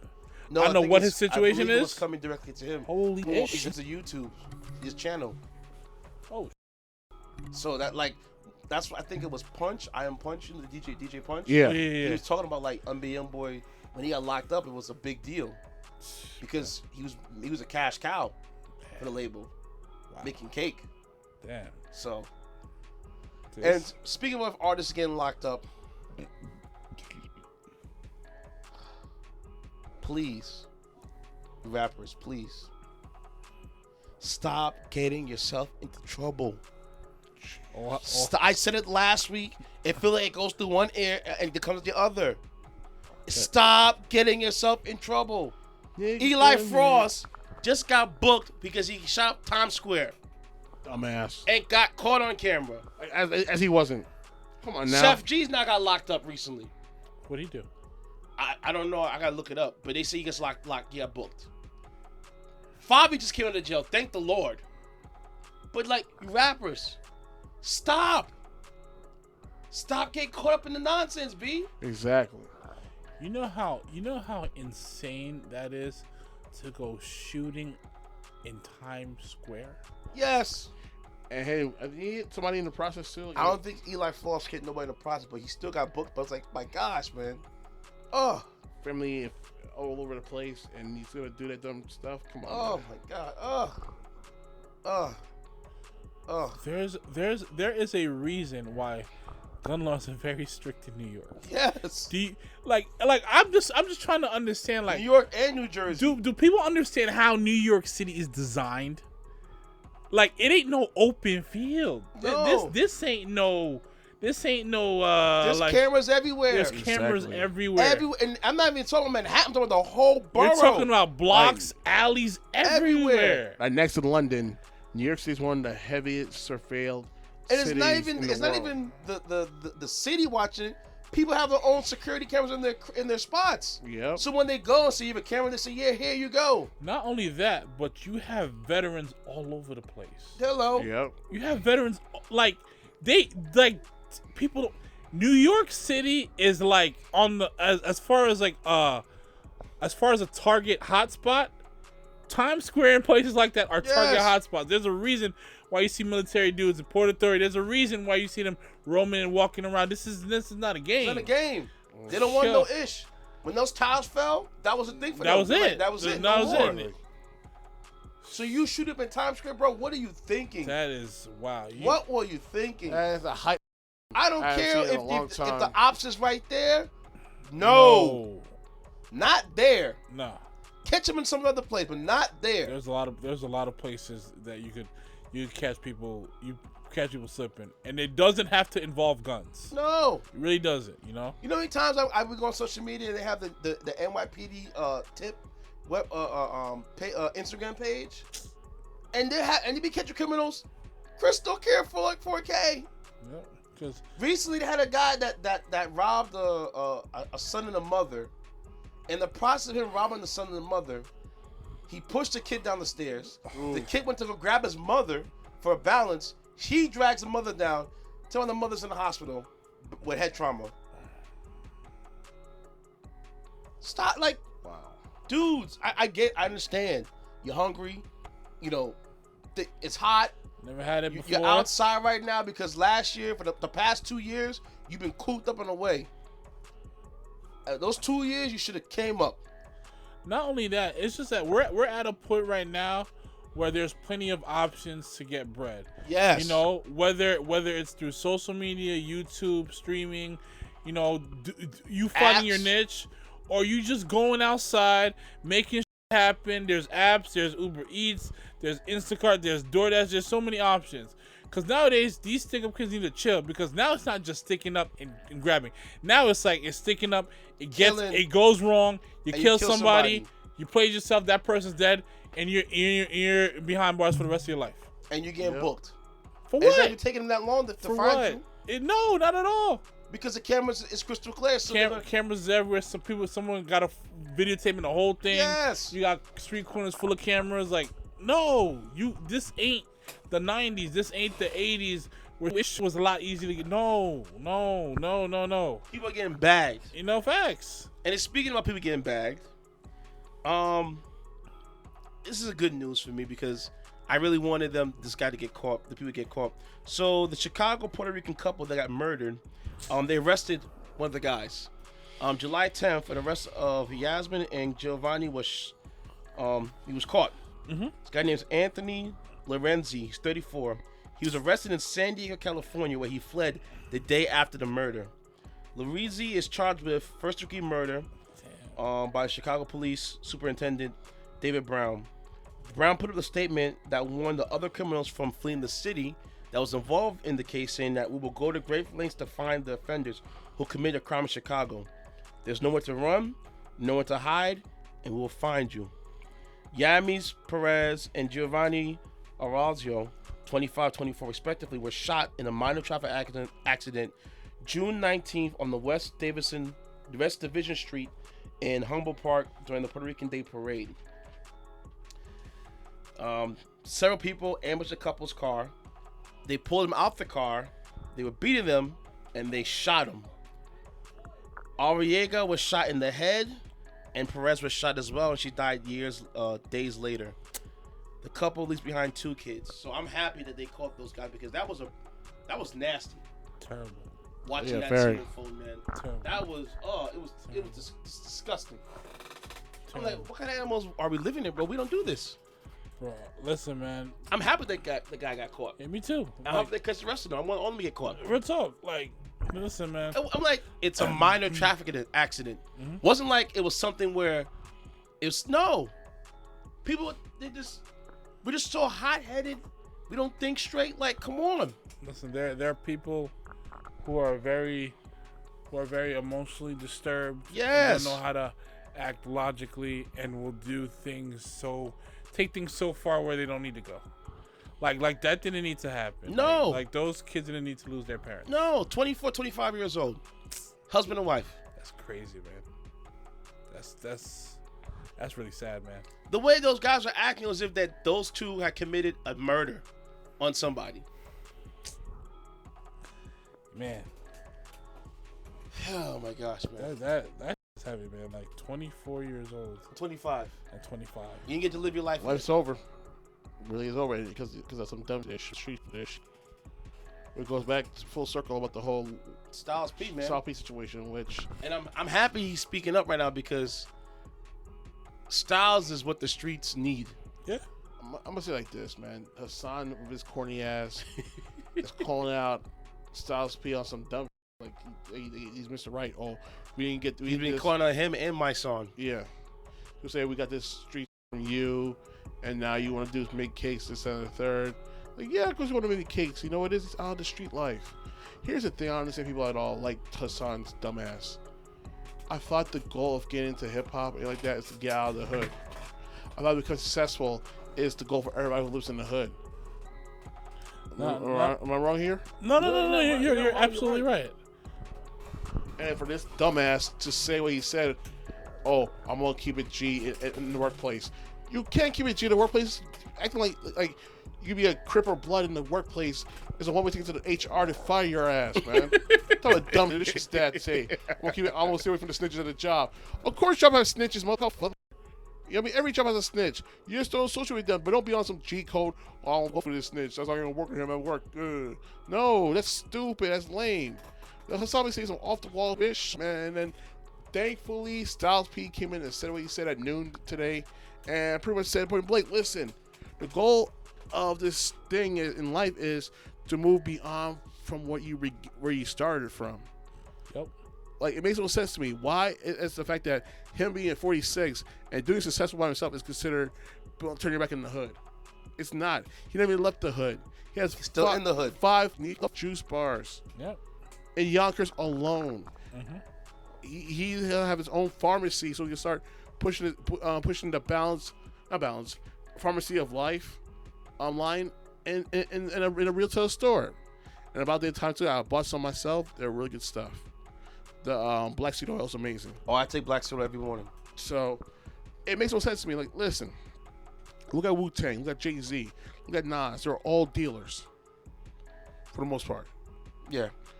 And what they did, they found hip hop. They got better at hip hop, and they got good enough to know what they can leave the hood, and they can move on and live a decent life and whatnot. Just, you know, beyond the hood. You know what I mean? Like, here's the thing. For anybody that says getting out of the hood is lame, you're the biggest fool in the world.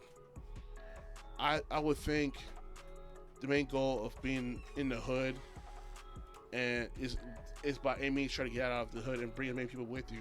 Exactly. Or come back to the hood and make it better than where you started from.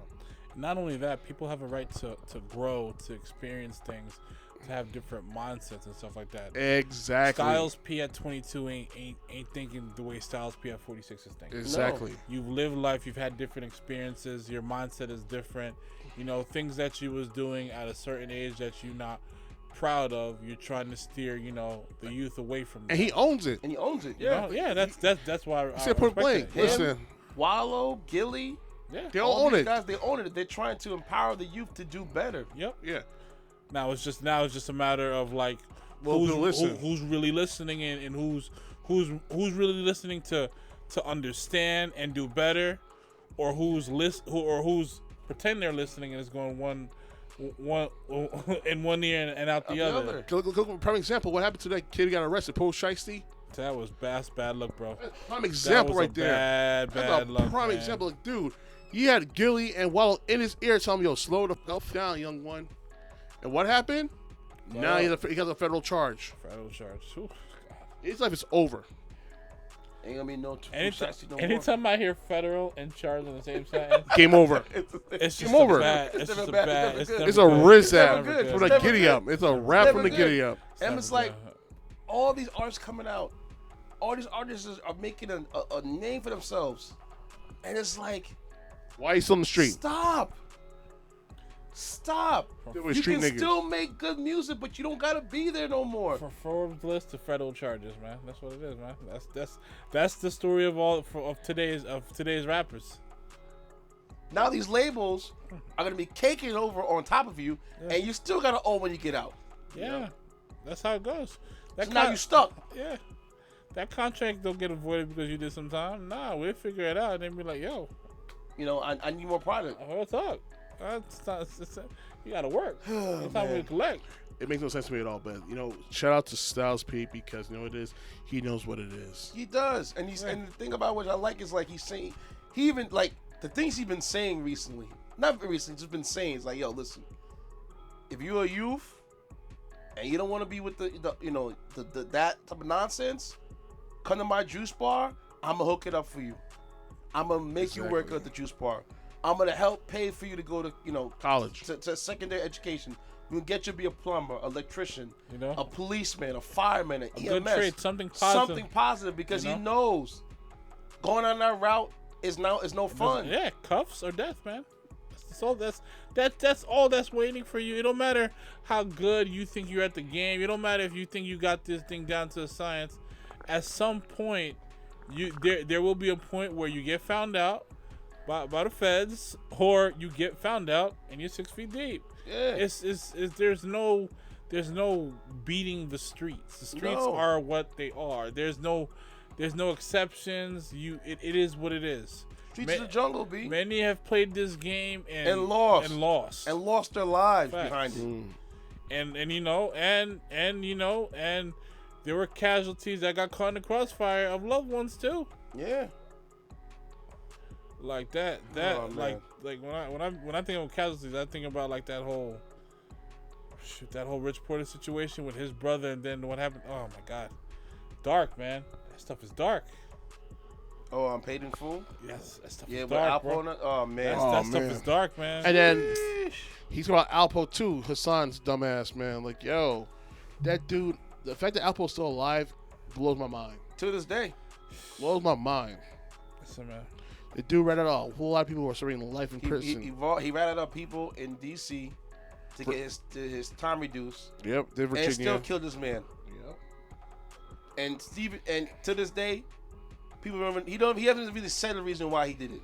Listen, we know what it was because he got greedy. His head that he ratted out. The way they describe him, it's a cold dude, man. Oh yeah, cold blooded. That's a cold For dude, him to kill your mans. That's a cold shoot. What's Wayne Perry? They nicknamed Silk. The way they describe him, scary. Like this dude is like one of those certified legends. Like he's one of those guys that like that people who like hearing his name for certain people, man, it's crazy. You know who I found out he's related to? Who? Gold Link. Really? I did find that out. Okay. I'm just like, wow. That whole DMV area, huh? Yeah, Different way he out got there, those. He got those kind of ties, man. But like, man, that was your man out here really putting in this work, and damn, man. And you murked him in a hallway. That's crazy. Pissy hallway. That's crazy. And left him for dead down the street. So what it was he felt that Rich was lying to him and not getting proper cuts and stuff like that, man. And that was your man who did him like that. Yeah. Man, that's crazy. And then when you got caught, because I watched the documentary, and they were breaking it down, like, people asking, like, what happened? He don't know until you got bagged, and then they're like, why? And he didn't say, oh, it was a bad deal, yada yada yada. Come on, bro, we know what it is, man. Don't you gotta lie to us, Damn. You can lie to yourself, but you can't lie to to what really went down. Nah, man. Because how many guys you heard about in the streets getting murked by their mans? Till this still happens. Oh yeah. We had the incident in Rockland County recently with the young man and getting killed in Nyack. His homeboy killed him. Took a drive from Haverstraw, ended up in Nyack. The man killed him in Nyack. That's dark, man. That's dark. Crazy. It's one thing if this is an opposition. It's another thing that it's your homeboy. That's why this street stuff is dangerous, beast. It's a bunch of landmines. No, it really is. That stuff is dark, bro. Whether the cops gonna get you, the ops gonna get you, somebody close to it gonna get you. That's foul, bro. It's ridiculous, man. Yeah. We're gonna take a quick break. This is why I'm a civilian. Nothing wrong with being a civilian, people. Nope. Not at all. Not at all. DJ Intense here from On the Record Podcast. You know what time it is. It's the song of the episode. Hailing from California, the wonderful, magnificent Doze. Everybody just bounce. Check it.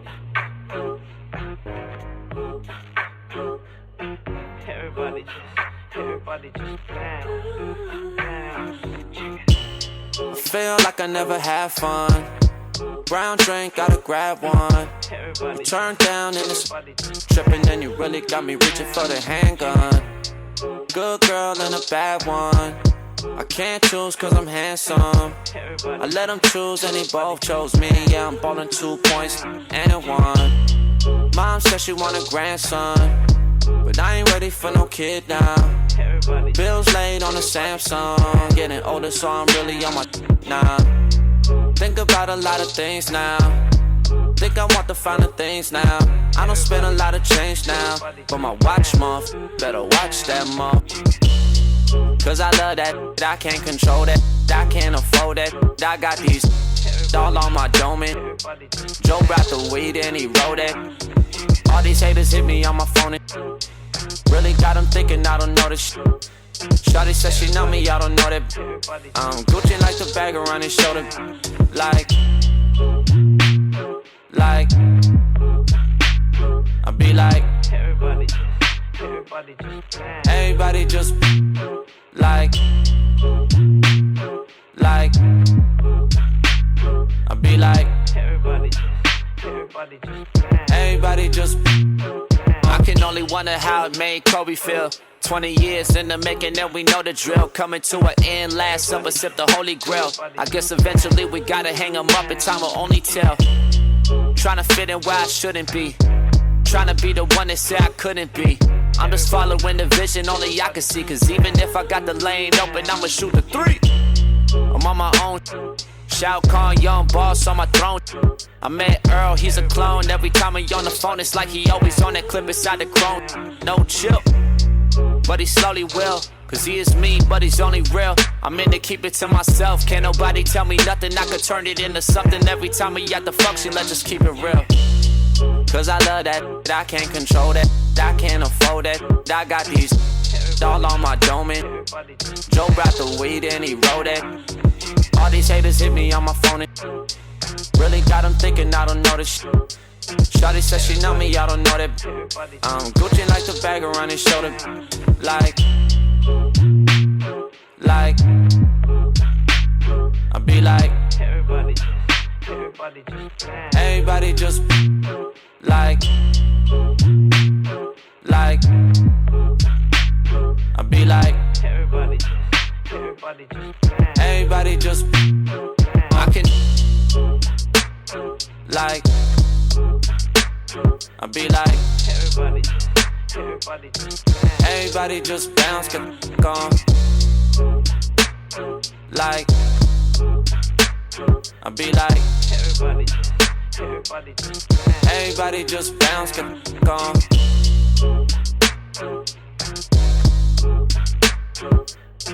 Everybody just bounce.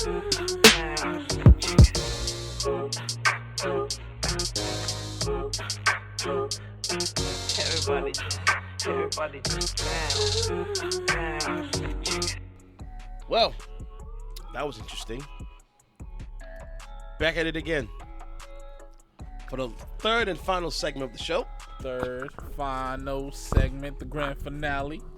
Grand finale. We're gonna get into sports, man. It's over for the Suns. I didn't want to talk about that one first. I think I wanted to talk about Richard Sherman. Yes, it's Mr. Richard Sherman. As you guys have seen the videos coming out and the news reports that came out that Richard Sherman was hit with attempted burglary, domestic violence. Yeah. DUI, DWAI, hit and run from a construction site.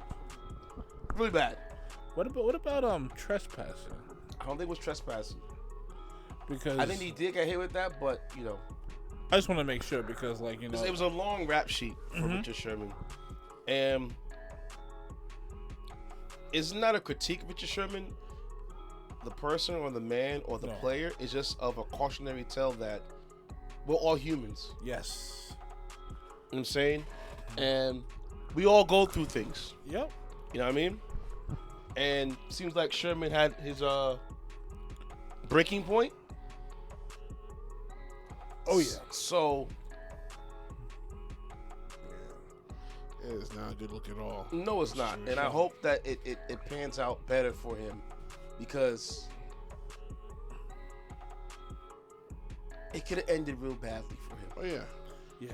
They heard a 911 call. Like, yo, he has no weapon. Please do not get aggro with him. His wife said it. His wife said it right. His ex-wife said it on His wife, yeah. on the phone call, because he don't want him to come in guns blazing and kill him. Yeah, and she said how he had suicidal thoughts. And he said he doesn't want the cops to kill him. Yeah, and he's ready for anything. But it's just like, It's rough, man. it's rough. Mental health is a real thing. Yeah. People don't realize that it can happen to anybody. Yeah. Exactly. Any one of us in here can have a Richard Sherman moment. That's true. Oh yeah. And we can get triggered easily by either your job, your spouse, your family members. Something can happen on the road. Anything. Yep. And the main thing is to get the help. Get the help. Get the therapy. Talk to a friend. Get the help that you need. Yeah. That's true. There's no shame in that. There's no shame in that at all. No, there really isn't. And I think the bad thing especially with the minority community, is that if you have seen to get help, people are gonna call you crazy. Yeah. Okay, call me crazy for making me better myself.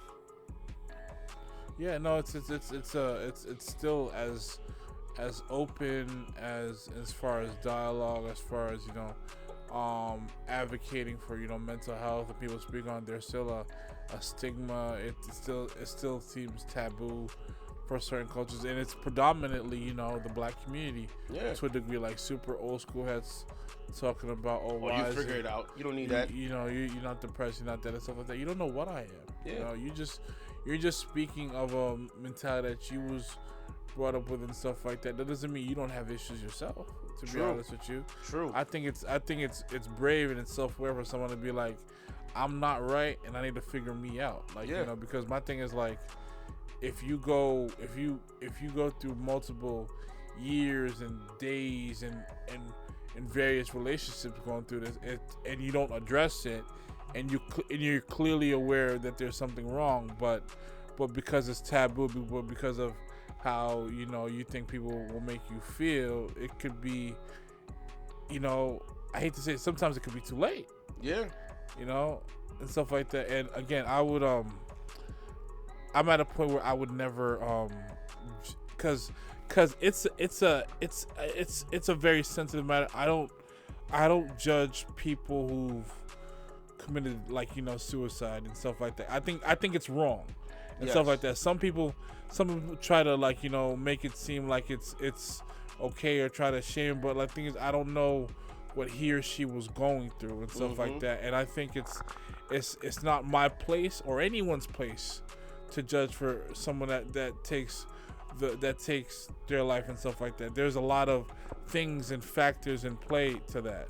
Now I wish if it's someone that I know or someone, or even someone I didn't know, chose, hopefully would have seeked help in time, or someone would have saw it earlier, maybe things would have happened different. But at the end of the day, it's hard to call those situations. I just say to myself, sometimes when I hear about this, I'm just like, damn, because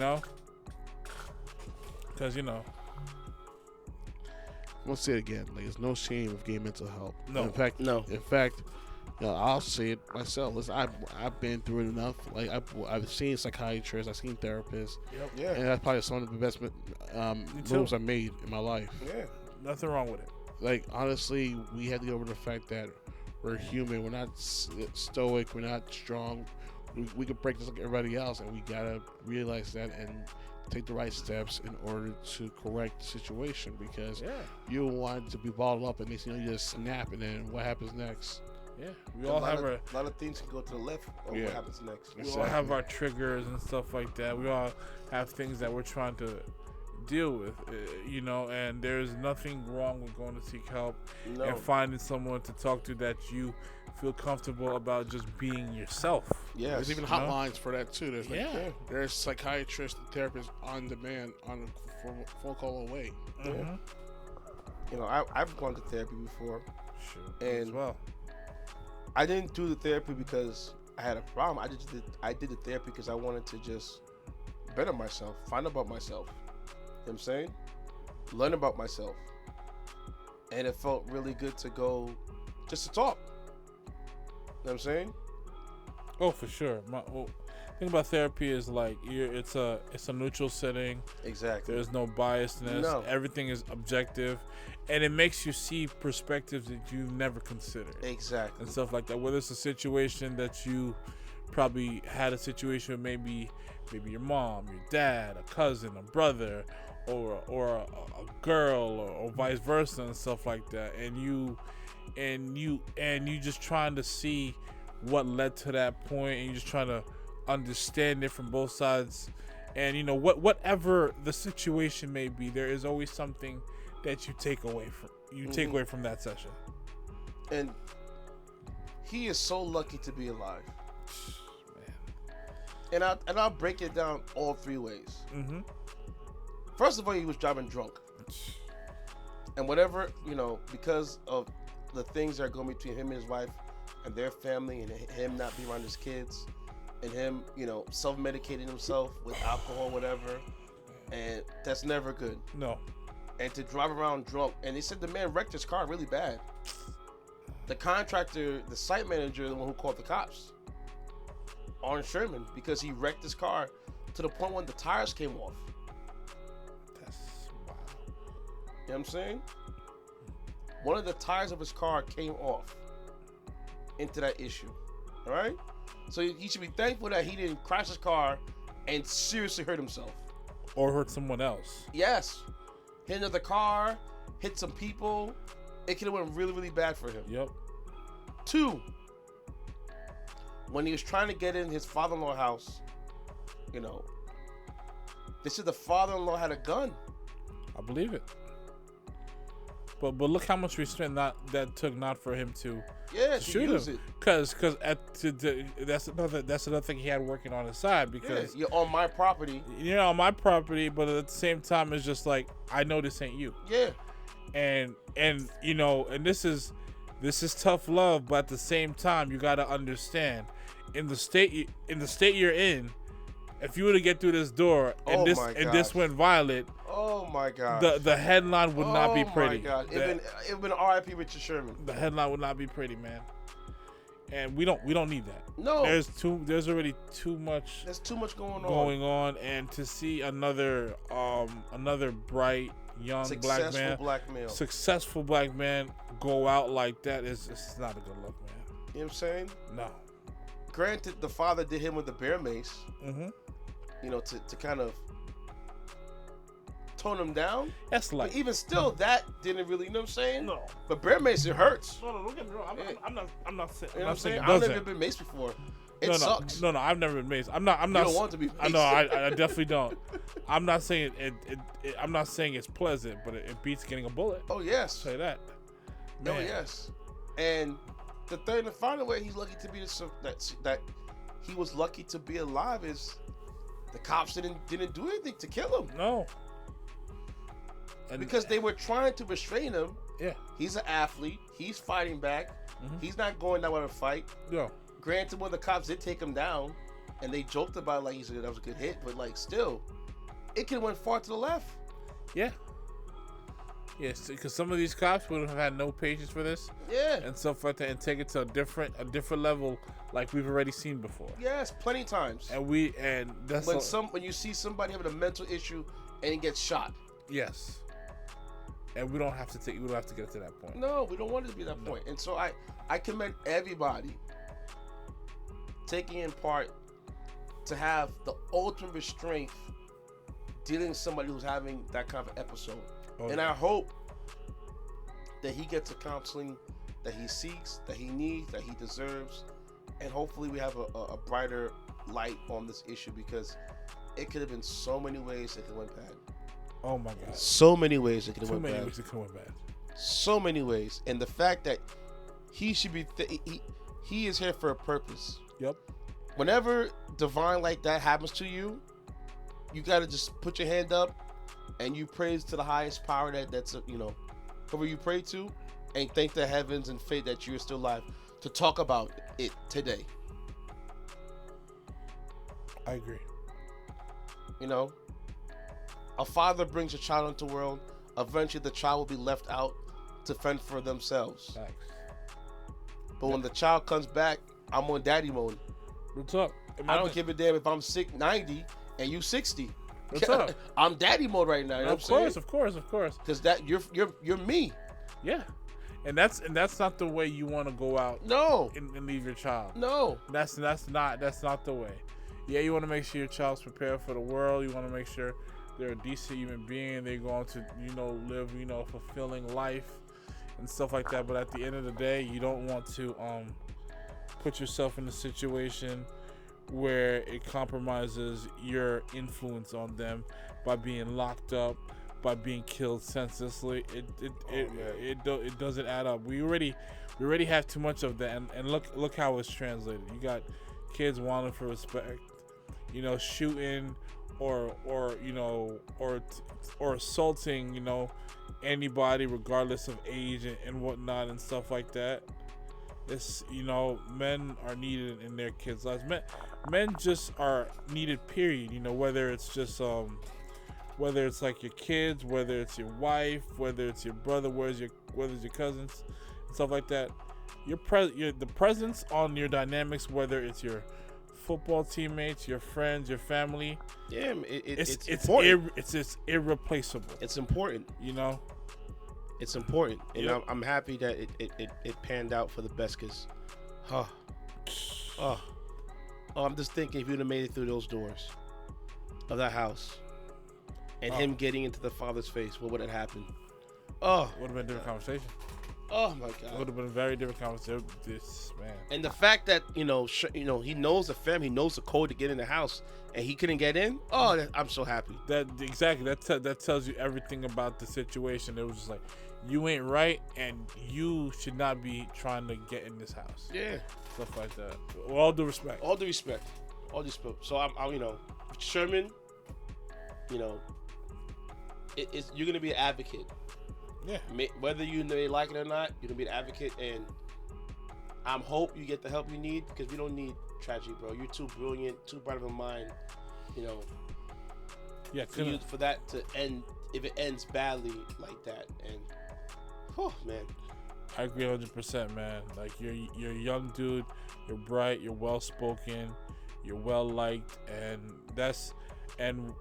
we would never sum your character and who you are in this poor light. We would never do that, and I really hope you get the help you need, and that once you do, you're able to influence others to do the same, and just move forward, because everybody needs help. It don't matter if you got a name and you're high profile and you're an athlete, or you're a person who's just a regular everyday person. Help is help. Yeah. And don't be afraid to get it. Don't be afraid to get it. Don't be afraid to get it. There's way too many options now. Yes. It wasn't what it was back in the day. In the 90s. Yeah. And even the early 2000s. Yeah. It's only recently, people are more self-aware and seeing inward about, okay, this is a real thing. It's not just for just my Caucasians or white. No, it's for everybody. Every age group. Every age group. And stuff like that. If you need it, you need it. It has Take to be advantage of it. Especially with these young kids, Oh my gosh. Killing themselves. I'm talking really young Yes. kids not even out of high school yet doing this. I think it was during the pandemic. They had the Indian family that the two boys killed their parents, and then killed their sibling, and then killed themselves. And they were teenagers, like 12 and 14 years old. It was crazy. I'm like, it's crazy. I'm like, come on. It's dark, man.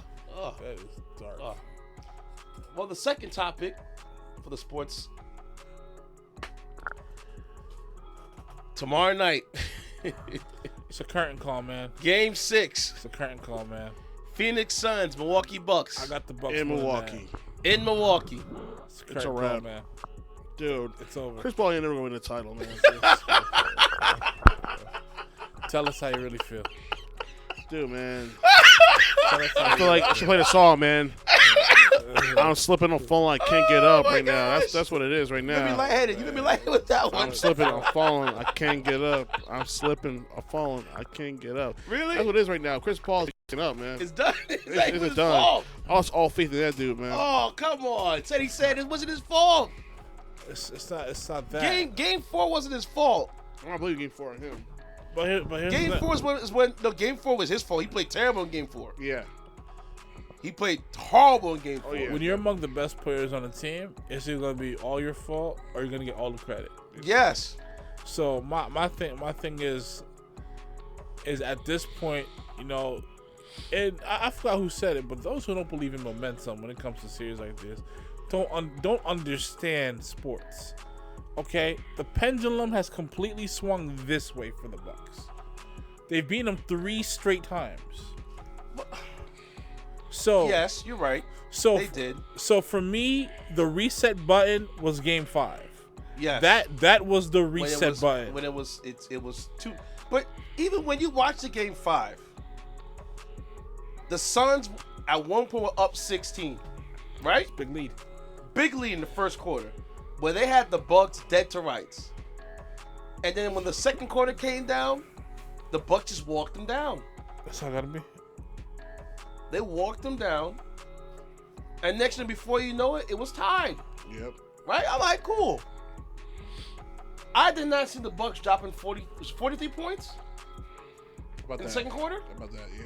Well, it's 43 in the second quarter, right? I think so, something Yeah, like that. it was plus 40.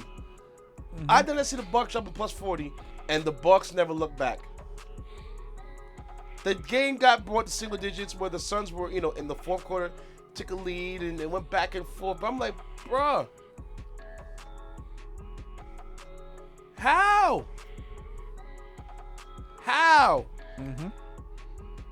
Chris Paul, you're the point guard, right? You are a pass first, shoot second guy. You got Cam Johnson on the court. Why are you guys not giving this man the ball? Exactly.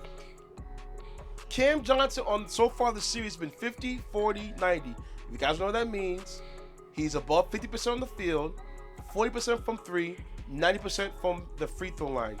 That is marvel. It's cold. That's a cold brother right there. Granted, defensively he may not be the one, but offensively, that kid can play. Oh, hell yeah. Exactly. Offensively, that kid can play. I cannot agree more. He can easily give you 12 points a game. Plus, if he really wanted to go off. Because I seen that boy shoot that 3, and that jumper fall, I'm like, man, that kid, whoa. They ain't playing, bro. He ain't playing. He's going to be the future of Cam Johnson. But it's just like, remember we watched game 1 and game 2. And Giannis hyperextended his knee and was starting to play back into shape. Yep. Because game 1 and game 2 were almost blowouts, right? Phoenix led in both games by 10. Yep. So it was a 20 point swing. Games 3 and 4, the Bucks won by 3. Was it won by what? By 5? Game 4, the Bucks won by 10. And then in game 5, the Bucks won by 4 points when they were tied. Like I said, go ahead. The Suns have been making mistakes in very, very high leverage situations. Yes. So again, it's not like the games that they lost weren't winnable. It's just that they didn't see the games through, even when the Bucks were making mistakes. Like they also know how to capitalize on it. No. Like Giannis missing free throws where he could ice the game, and you guys having no rebuttal response or executing down the court on the offensive end. Yeah, it's reasons like that where you will lose. And to me, like I said, game 5 was the reset button. I can't, honestly, in my head, I can't see this going any other way unless a player outside of Chris Paul and Devin Booker puts him in a situation to force a game 7. I don't think it has to be Chris Paul and Devin Booker, but it has to be Chris Paul, Devin Booker, and a third wheel. Because it has to be 4 players going off, because the Bucks big 3, they're firing on all cylinders. Like I said, all All they really on both sides, they're firing all cylinders. The Bucks, as a team, has been outplaying the Suns from game 3 to 5 as a team. like I said, they're in The Bucks as a team have been killing them. They're in a nice groove right now. If there was ever a time for that core three's game to travel, game 5 was the game. Yes. Game 5 was the game. Now they're like, okay, we're going back home. We just gotta maintain. We just gotta maintain this level of focus and intensity, and do what we need to do, knock down shots, and we got this because psychologically, we know we have them. Now, we just gotta put them away. Yes. And that's Put in the bed. and that's what it comes down to. And I don't feel like, I'm not saying the Suns ain't gonna have any fight in them. I just feel like they're psychologically spent. The way these losses have been occurring, I think it's haunting them. They don't know what to do. And I think if they don't have a game where they start good and finish strong, it's over. Game 5, the Suns walked them back. It was just that one play when Drew Holiday stripped Devin Booker. This plays, dude, he literally said, "Give me the ball, I man." know. And pulled it out of his hand. He said, "Give me the ball," and went the other way. And then throws an alley to Giannis, and Giannis dunked it. And that play could have been bad if Chris Paul would, when he fouled him in the air like that. Could you imagine if Giannis would have mislanded his timing to come down? Chris Paul's getting suspended for sure. No. He's getting suspended for sure. Lord. But, thankfully Giannis caught his footing. And I was like, oh, no. I was like, yeah, you're right. If had that went any other way, Chris Paul, his finals would have been done. And now, mind you, right? Chris Paul didn't need to foul him. No. Because if he didn't foul him, the Bucks would have been up by 3. And they had enough time for the Suns to go back on the floor to get a 3-ball, which they're more than capable of doing. Yeah. Especially with some of the shots Booker was hitting in that game. Magnificent. It was unreal, some of the shots that he was hitting. Just that one play messed him up. Yeah. Game 4, it's nip and tuck back and forth. Chris Paul, I can't explain it. Yeah. He just mishandled the ball. The point guard. Yeah, point guard, man. Happens. Turnover Paul, man. Oh. I hate to say it, but these are key moments. Like I said, this is the point where you've worked so hard to get to your end career, and I've always said this, and I'm sticking to it. Whether you're a seasoned vet, whether you're a young guy, I will never use you. I never give players an excuse for youth for losing in the finals, and I'll never give that to vets, because at the end of the day, you're there. You ain't promised to get back. No, and stuff like that. And I've seen young people do great things at the highest level and never make it back. I've seen vets do great things towards the end of the career, and that was that. So wherever you find yourself playing for a championship at the highest level, you got to make the most of it. You have to. It don't matter if you're viewed as a championship contender. It don't matter. It matters nothing. And if there's one prime example of what I'm talking about, look at the way the NFL set up. Talk about it. Okay, it don't matter if you don't have to be the best team on paper. You don't have to be the best team for the season. All you gotta be the best on that Sunday. Yep. That's all that matters. Look at the 2 runs the Giants made when they won the Super Bowl. Exactly. Look how they finished the season. But on the road. Horrible. But on the road. Those 2 playoff runs they did, they were on the road. That's what I'm saying. And stormed them all down. What's up? And beat Tom Brady twice when he had... Twice. Dude. No, the first time was the worst because he had a squad. He had Randy Moss. He just had to just be like, throw it wherever he wanted, and Randy was gonna catch it. But the Giants, that front 4 was so ferocious, he didn't have time. No. And they kept the score close, the defense. Yeah.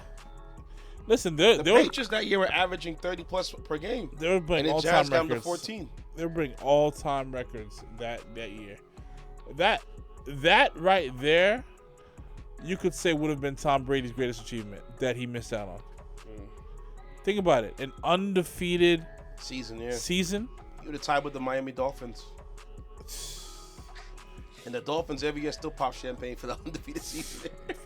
Wait, they're the only team in the Super Bowl? The only team that ever wanted to go undefeated win the Super Bowl. Really? The only one. Wow. The 72 Dolphins. That's crazy. Every year they pop champagne. Man. Every year they pop champagne. Listen, I can't knock it. You know, especially when you're the first to do it. Yeah. And it still has the only one to do it. The only one to do it. It's a big deal. So it's like, man. Yep. But if he does not get this ring, Chris Paul, that's it. That's it, man. Game over. Yeah. I don't think he can get another one. No, this is one only chance right here. I don't think so. I really honestly don't. Because think about, all right, let's just say hypothetically, right? Mm-hmm. The Suns make it back into the playoffs next year, right? Yep. Here's the gauntlet gotta go through. You got the Warriors. They ain't going nowhere. Nope. Doc's Clippers. Clearly you can see what Doc can do without Kawhi Leonard. He ain't going nowhere. Yep.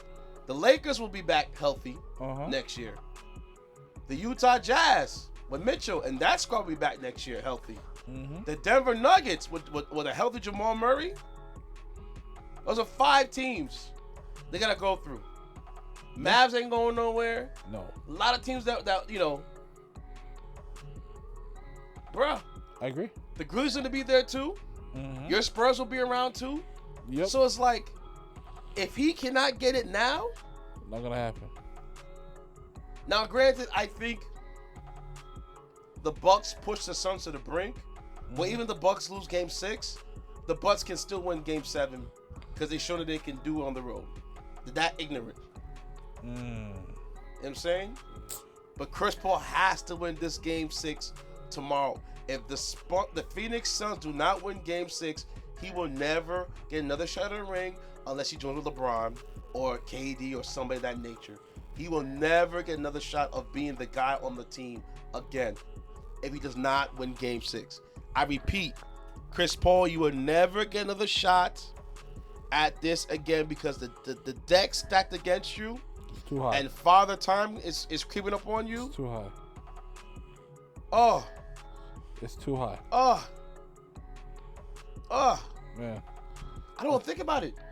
Listen, Could you imagine if he doesn't get it tomorrow? What they're going to write in the papers about him? Listen, I don't want to think about it either. I don't want to be that guy. Sure. I think, I mean, it's not going to change. It's not going to change how we view him as far as him being a first ballot Hall of Famer. But to be ranked with the point guards? Listen, man. The point guards is out there? Oh, the point gods. I said gods. Because you got Magic, you got Isaiah. Yeah. You still got Oscar. You still got, Magic had his woes too, but the thing is, but Magic turned around. But also this was after he'd won. Yeah. So like when you've had situations of Magic violence, won it in his rookie year. He won in his rookie year, and then the first time when he went against the Celtics, he made some bad plays which led to the Celtics, winning, and he had, for a whole summer he had to be called Tragic Johnson, man. And then he turned that around the final year and turned it stomped around. Everybody out. Yep, luckily he had the squad to do so. Mm-hmm. But like, it's what I could safely say is one, it's not guaranteed you'll get back, and two, true, it's also not guaranteed you'll get back and face a team that beat you the year before. That's a rarity. So at times. But ultimately, I just think if the Suns could get this game, and it's gonna be gutsy if they can get this game, then it's like, okay, you have a shot. Game 7, this is it. Yeah. There's nothing more on that. Nothing more, nothing less. A lesson for next year. Real talk. This is it. Do it. And the guy who's gonna be the X factor for the Suns, he has to play well. Crowder. I need more than 10 for you, Crowder. Cameron Payne, I need more. Listen, Cam Johnson should be the guy who, when he comes to second unit, he should be the guy who should be the star of the second unit. I think if Crowder gets you like a nice maybe 16 and 12. If Crowder gets you, he's not gonna get 12 boards, 12 assists. But if he gets you 15 plus, I think the Suns can win that game. Because Devin Booker's gonna give you 30. Yeah. Chris Paul's gonna give you 20. Aiden's gonna give you at least 10 to 15. After that, it's a crapshoot. No, you're right. Good luck to you guys tomorrow. We'll see. Good luck. Yep. Because I said Suns in 6. And Milwaukee said, nah. Nah. Not today. Cause remember we talked about it. I said that it would have been Suns in 6. Milwaukee will win Game 5, but the Suns will win Game 6, and that's how they will close it out. And look how it's going down the drain. Look how it's turned, man. The Suns won the first 2 games handily. 3, 4, and 5. The floor fell out. You know what this reminds me of? This low-key reminds me of Dallas and Miami in 06. Because Dallas was up 2-0. They were up 2-0. Because back then the format in the NBA Finals 2-3-2. 2-3-2. Yeah. It was up 2-0. Yeah.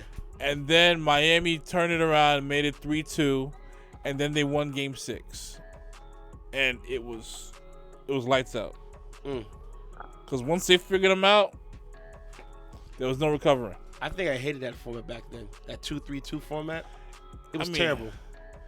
I mean, it wasn't the worst thing, but I could see how it could be viewed terrible because you're playing 4 games away from your, you know what I'm saying?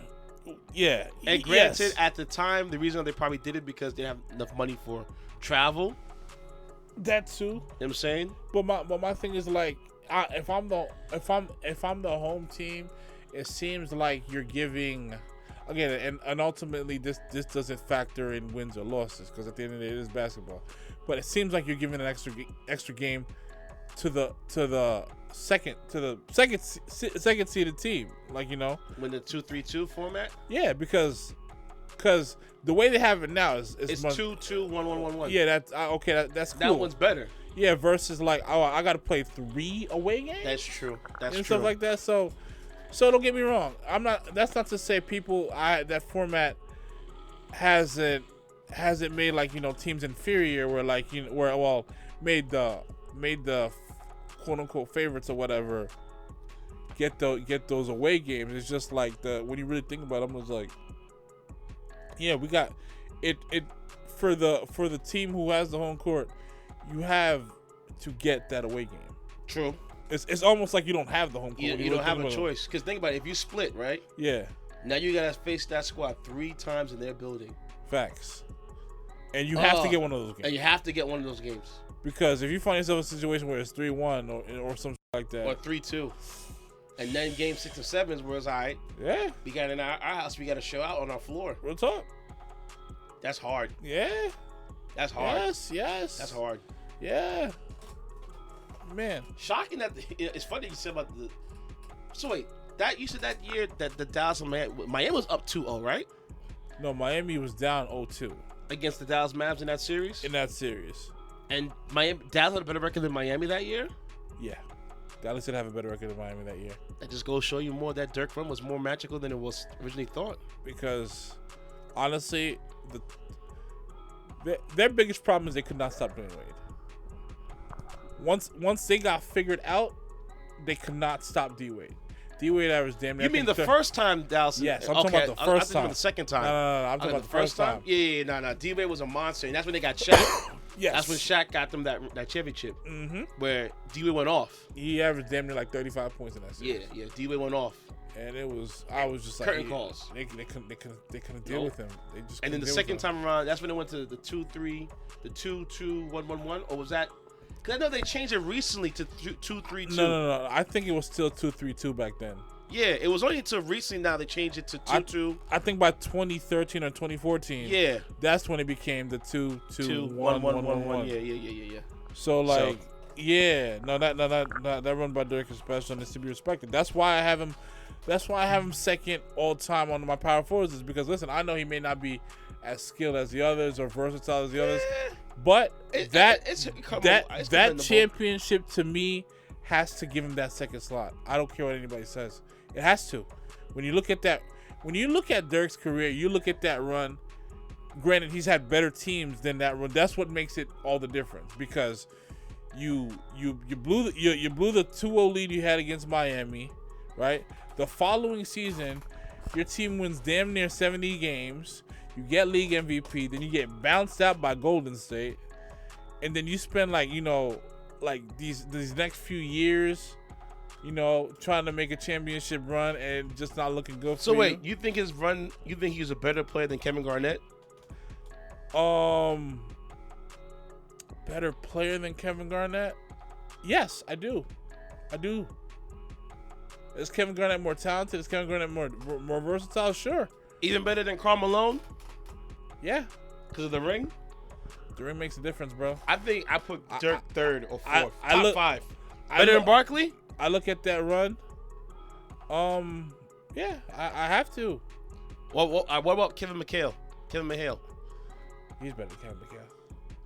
Woo. Listen, those players you could say are way more skilled than Dirk, but at the same time, you when you are the guy, and Dirk was the guy, there was nothing to debate about that. He came through. He came through against a team, and many people that still to this day he had no business beating. So who am I to be like to just sort of be like to sort of dismiss? I can't dismiss it. Because when we look at it, you beat 3 perennial All-Stars who are most likely going to be first ballot Hall of Famers. One of them is at this point the greatest small forward of all time. The other one is like considered the 3rd greatest shooting guard of all time. Chris Bosh is probably somewhere as a top 15, top 10 power forward all time. Nah, not yet. Top 15? You don't think so? Top 20, yeah, not top 15. We'd have to go down the list. Then. We'll go on the list for that one. Yeah. But yeah, all right. Well, hey man, look, man. Like I said again, Chris Paul, your time is now. You got to get it done. Time is now. Got to get it done, bro. No, you're right. Got to get it done. For sure. No excuses. You have to get it done. I agree. If you don't get it done, this chance won't come again. No. Unless he gets on the championship contender, no. I don't believe it. It's not gonna, especially if he stays in that squad. Yeah. Because they have cap and they can rearrange the squad, but I don't think you guys come in the back. No. Because if LeBron and a healthy AD was in your way the first time, you never made out the first round. Nope. I agree. A healthy LeBron and a healthy AD. Not a 75% LeBron and a 50% AD. I need both of them to be healthy. But the only reason we have this Magic Finals is because the teams that they got through were not at full strength. No. It was either gonna be the Nets or the Lakers or the Nets or the Clippers. Yeah. That's how that final. That's how it was gonna look. That's gonna go down. That's the road. how it's projected. But key injuries ultimately determine the outcomes of all these series and stuff like that. Indeed. Said he said. Said he. Give me a handle, brother. You know what it is? IG, City Orange POV, and my private one is City 55. I am Walt. I am _ WAL, 4 T's at the end. That's my IG. That's my handle. And it's yours truly, DJ Intense. We're the On the Record podcast crew. Subscribe, like, and comment. And any feedback, hey man, hit us up, man. We don't bite. You know what I'm saying? Seriously. And I want to thank you all, the listeners from these areas right here, because I was looking at the numbers, and bruh, I'm shocked. We have people listening from Ukraine, from Russia, hold on, I'll get you right now. So, yeah, Russia, Poland, Germany, and Ukraine. I don't know how they're hearing it. What listening to it? Listen, I think that's fire. We got Eastern Europe following. I appreciate we got it. Germany in the cut. I think that's dope.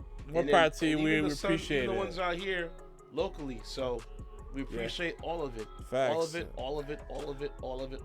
Yeah, that local love is very, very important. I think it's necessary, and we need that along with supporting your local artists, because you're a well-known, world-renowned artist that you love, you adore, you admire, that influences you, was once a local artist. Yep. So you got to remember that. Indeed. It's just facts. And we're out.